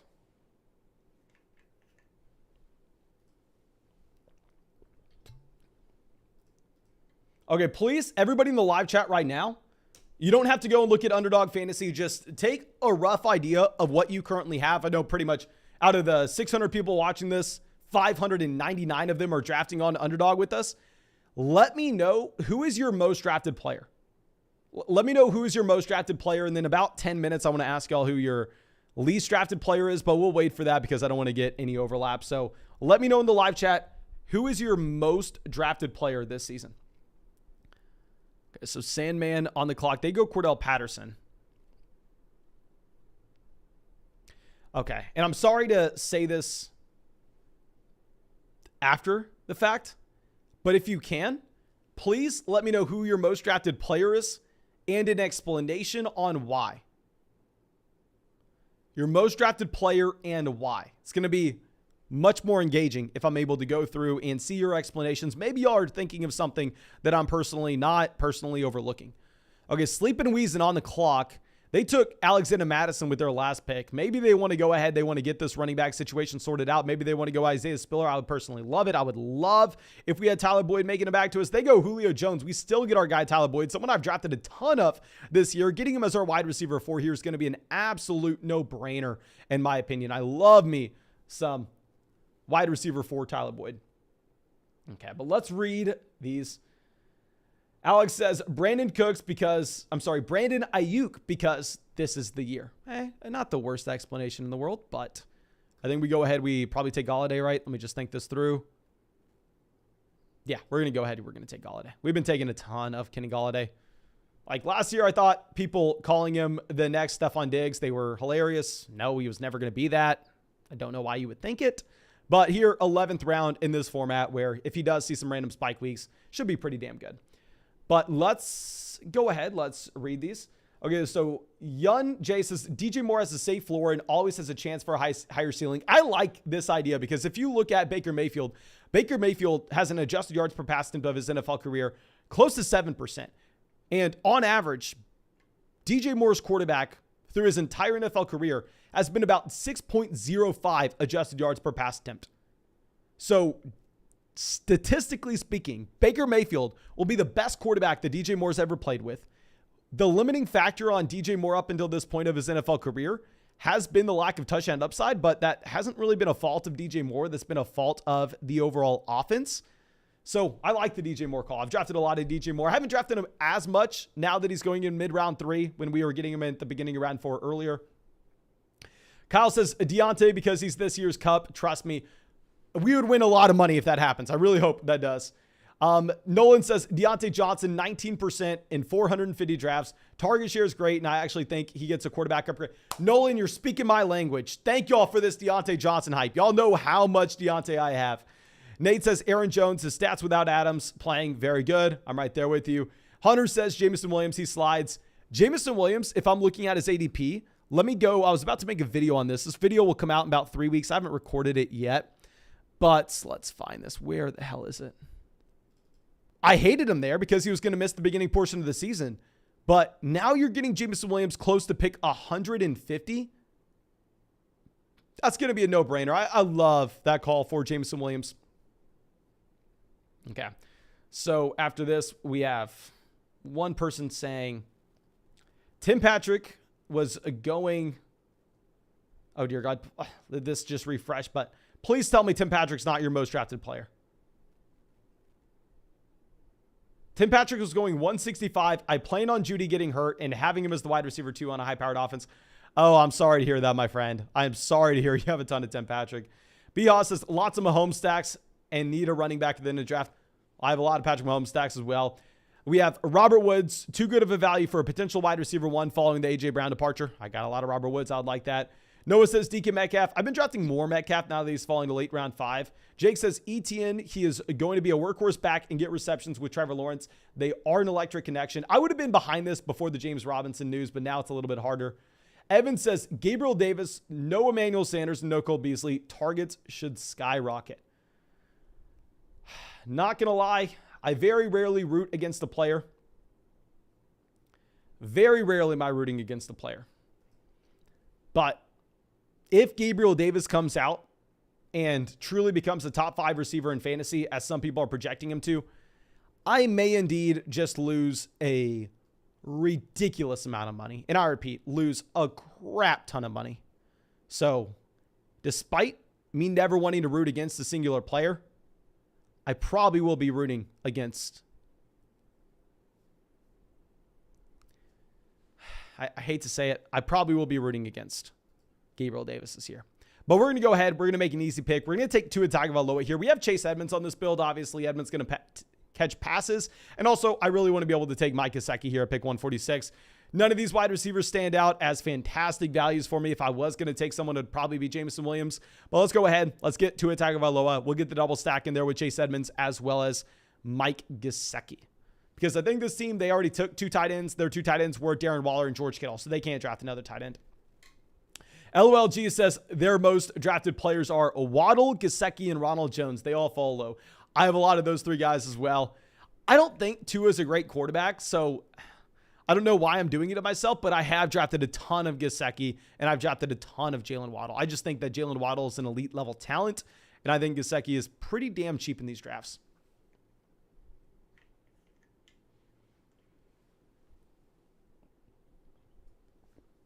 Gesicki, go. What the hell are you doing? Oh my gosh, they just ruined our draft to take freaking Mike Gesicki as their 3rd tight end. Are they on auto? No, they're not on auto. They would have autoed Jarvis Landry. That draft just has no idea what they're doing. We're going to have to take Albert O here. We have Russell Wilson, so we are going to get some correlation. Maybe we should have gone receiver. Maybe we panic picked, but I was just so surprised by that. I thought we were guaranteed Gesicki. Look at this team. If I knew we weren't getting Gesicki back to us, there's no way in hell I would have taken Tua Tagovailoa, despite the fact that we have Chase Edmonds on this team. I think this team's not dead because we have Chase Edmonds. We already have that correlation built in. But still, at the same time, look at the team drafting next to us at 1. Josh Allen at 24. Then pairing up Waller and Kittle. I don't even hate the idea of pairing up Waller and Kittle. I think it's going to be fine if you're trying to create a unique combination of players for that final stretch. But then Burrow on the same team you took Allen, you don't have a Cincinnati Bengal. Then taking Lawrence on a team where you have Josh Allen and Joe Burrow. Then taking Gesicki on a team where you have Darren Waller and George Kittle. What are you doing there? And we have to take Albert O. I can't rely on waiting for a potential value as, say, a Robert Tonyan making it back to us. Like, if Robert Tonyan were to make it back, are we actually getting anywhere? Yes. Like, I would say probably a good value. That's probably not the way to phrase it. But probably correct phrasing that question is, does Robert Tonyan make it back? I think the answer to that is no, because look at what that team did. They decided to draft Kittle, Waller, and Mike Gesicki all on the same roster. These other teams in this draft are probably desperate for tight end. LOLG says, should I be worried about Keenan Allen's production? I'm personally drafting Keenan Allen as a low-end wide receiver 1. We will have our top 12 wide receiver updated rankings coming out tomorrow. And you'll see that I still have Keenan Allen inside that top 12. The one concern that you can have with Keenan Allen is going to be his air yards per game have plummeted over the past 3 seasons. And I repeat, they have plummeted. I'm sorry, I'm just looking at our $1,000 draft, trying to figure out what we are going to do in 4 picks. Could be some really strong wide receiver value, possibly making it to us. Okay. But we have Nico Collins, Gerald Everett off the board, David Njoku off the board, 158. We're really hoping that tight ends go when we have Mark Andrews and Alberto. We're not looking to draft another tight end. I'm thinking that they'll probably get pushed up, just considering the fact that these teams in the middle of this round probably need tight ends, because this jackass at pick 1 decided to take those 3 guys on the same roster.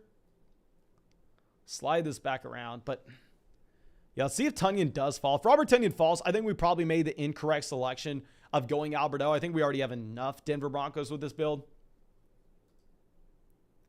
DJ Hunter says, are you worried about the Jamar Chase air yards? If you look at Jamar Chase versus T. Higgins, T. Higgins actually had like 100 air yards per game this past season. Jamar Chase, off the top of my head, was about 54.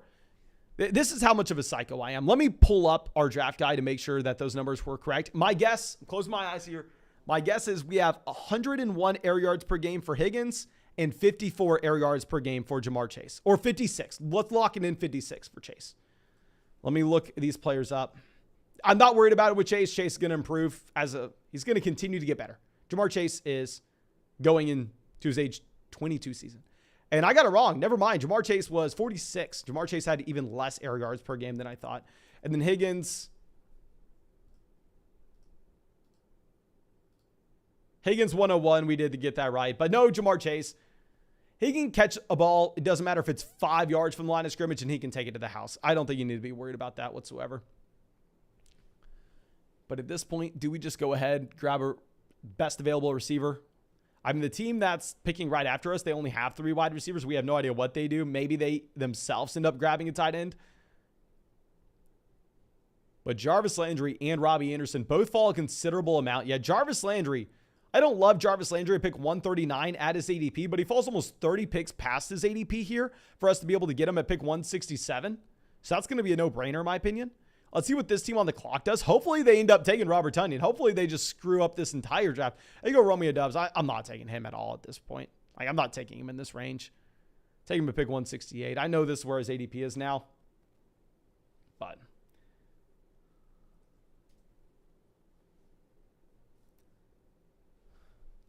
now let's see what else they do. Do they realize that they have to just... I don't want to say have to do anything. Their team's already dead. Their team has no shot. You go Marlon Mack. Let's think about this for a second. We don't need any Denver players. We wouldn't even take any Denver players in this range. Miami, that's whatever.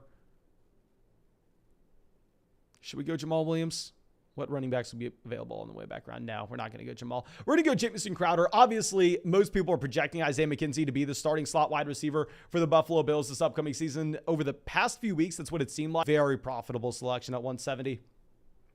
LOLG says, I'm never excited about Henry. I'm ranking Mixon and Cook over him. I'm ranking Joe Mixon over Derrick Henry, but in reality, like, if they're both on the board, I have to take Derrick Henry. The reason for this is, A, underdogs have PPR, so the gap between the guys is going to be definitely closer in the receiving department. And B, I'm going to do like 500, 600 of these drafts this offseason. Probably 600 of these drafts this offseason. So if I'm doing 600, we probably need to take Derrick Henry over Joe Mixon, knowing that we can get Joe Mixon sliding to us sometimes in the middle of the second round. Like, let me see how much Joe Mixon I have compared to Derrick Henry. Like, I probably have a lot more Joe Mixon. And I'm drafting Derrick Henry over them when they're both available. I have Derrick Henry in 8%. I have Mixon in 9%. I thought I had more Mixon than that, but maybe I need to just start taking Mixon a little bit more. I thought I was getting significantly more Joe Mixon than that. Okay, so Robert Tonyan goes pick 175. I guess maybe it's because I'm taking Kelsey at the 1-2 turn almost every draft. Okay, so Robert Tonyan, 175. If we were to know that Tonyan was going to be available to us at 170, instead of going Alberto, we probably indeed end up just taking not necessarily a KJ Hamler. I know Jameson Williams falls a ton in this draft as well. I probably would have taken Williams at pick 146 taking the tight end value with Tonyan over Jamison Crowder at the beginning of the 15th round kind of is what it is at this point, though. So let's go through. Let's try to figure out what we can do with the last two selections here. I'm assuming that we're going to go ahead. We're going to grab one more running back, one more receiver, and then just use the last round as a flexibility pick. We can even take another quarterback. I know that most people probably wouldn't agree with that.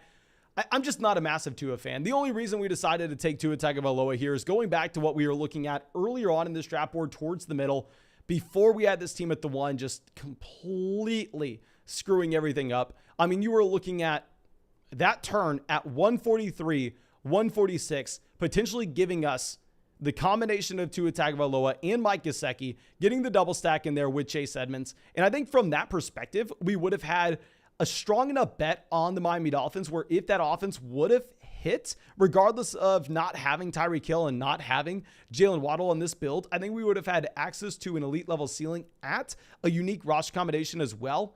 But with Gesicki going, I think it's definitely going to change the dynamic of this draft board. And I think if Tua Tagovailoa were to become a good enough quarterback where we only needed to draft 2 of them, then we probably want to have one of Gesicki, one of Waddle, one of Tyreek Hill.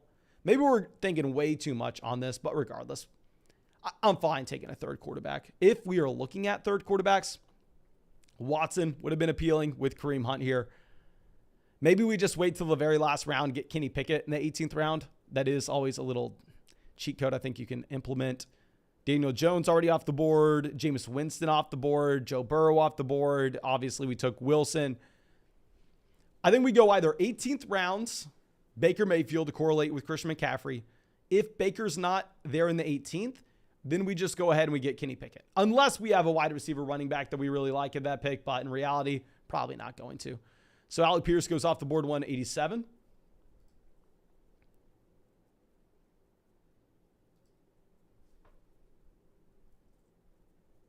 Jayan says he has a ton of Devin Duvernay. My man, you know I got some Duvernay. I will say I'm drafting a lot more Duvernay this year than I was last year, but it's just because the wide receiver room's thinned out with no Hollywood. And he's at the same exact price point as well. Like, you can get him in the 18th round in every draft. I think at one point he was in my top 5 wide receivers drafted. Odell Beckham Jr. off the board. This is an easy pick. We go Marvin Jones. Marvin Jones should have a large enough role where he can contribute from a best ball perspective. Then after this, Zach Wilson's not a compelling pick because we don't have Elijah Moore. We don't have Garrett Wilson. We don't have Breece Hall. We don't have Michael Carter. I would rather draft a Zach Wilson in this range on those rosters in particular. So instead, I think we take whatever running back falls to us here. This team on the clock, who the hell knows what they're going to do? Their only wide receivers are...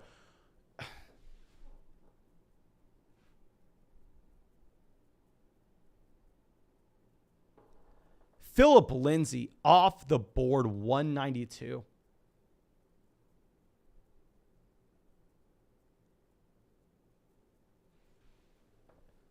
Thank you. We are going to take Brian Robinson as our 5th running back. Dear God, I love this team. I really like this team. Last 2 rounds, we're just going to go wide receiver, running back, whoever falls to us. Let me know, do y'all take a third quarterback on this build? Do y'all go a third quarterback? Does it depend who it is? Is it a yes or no regardless of what's available? Because we can go Kenny Pickett almost regardless to pair up with Deontay Johnson. And obviously Pickett's not a quarterback being drafted in every single draft. So if Kenny Pickett were to have a massive week in either week 15, week 16, week 17, that could definitely help us out. Woody says that number 1 pick had an awful draft. Yeah, no, the number 1 pick just donated to the league pot. The number 1 pick just straight up donated to the league pot. So Baker's off the board. So 18th round Baker Mayfield's now no longer going to be in play for us. I guess maybe we don't end up going with the third quarterback. We'll see. We'll see. But Thomas off the board. James Prochet. If we end up getting like a Gus Edwards, a Darrell Williams on the way back around, I think you could even make the argument we go ahead, we take a 6th running back just because of the value that we're going to get, and we rely on Russell Wilson and Tua Tagovailoa down the stretch. Davis Mills would be a quarterback that I personally wouldn't take if Davis Mills were to make it to us. Dearness Johnson off the board at 205. Dearness Johnson is now a compelling pick when we had the report about Kareem Hunt potentially leaving Cleveland. Vinny P on the clock. They've taken 9 receivers, 4 running backs. Their 4 running backs are Najee, Travis Etienne, J.K. Dobbins, Isaiah Spiller. In my personal opinion, you have to take another running back when you go with those 4 guys. Let's see what they do. Maybe they go just with a hyper-fragile build. I think it's so hard to go hyper-fragile if you wait that long on your 4th running back. But they go Davis Mills, pick 206. Nick Westbrook-Akeen. Guys, we may get one of Gus Edwards, Darrell Williams, or Zach Wilson with our last pick here. This could be a very exciting 18th round pick.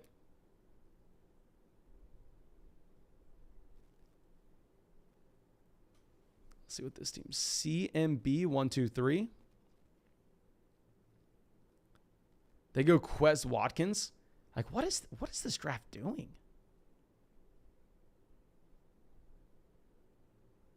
Bellinger off the clock and off the board at 210 over Gus Edwards, over Darrell. Like, realistically speaking, even if you have Kyler Murray and Jameis Winston, how does Zach Wilson not provide more points to your team?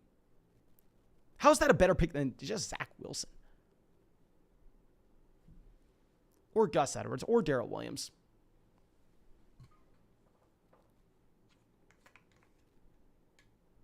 Kyle says, did you see the news Gus Edwards is behind scheduled compared to J.K. Dobbins? Yes, I have seen that. I mean, we've been fading Gus Edwards all offseason, not necessarily because his recovery process, now I think it definitely hurts, but mainly because the lack of upside, no receiving usage whatsoever, even if everything breaks right for him. So I haven't been drafting any Gus Edwards. But yeah, Jimmy Garoppolo off the board over Zach Wilson. I know we don't have a jet here, guys, but it's Zach Wilson pick 215.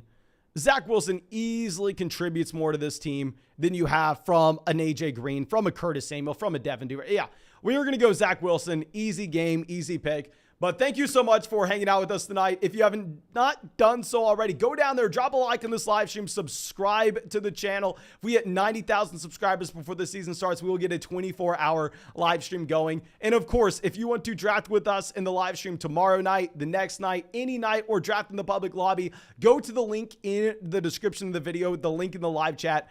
Go sign up for Underdog Fantasy. Use promo code FLOCK when you sign up for Underdog. They'll match your first deposit dollar for dollar up to $100. So it's free. You're getting paid to play fantasy football, and you will get our 2022 rankings for free. You'll get our 2022 fantasy football draft guide for free with a $10 deposit that they match. So that's why I'm saying it's free. But thank you guys. I appreciate y'all. I really hope you enjoyed this live stream, and I really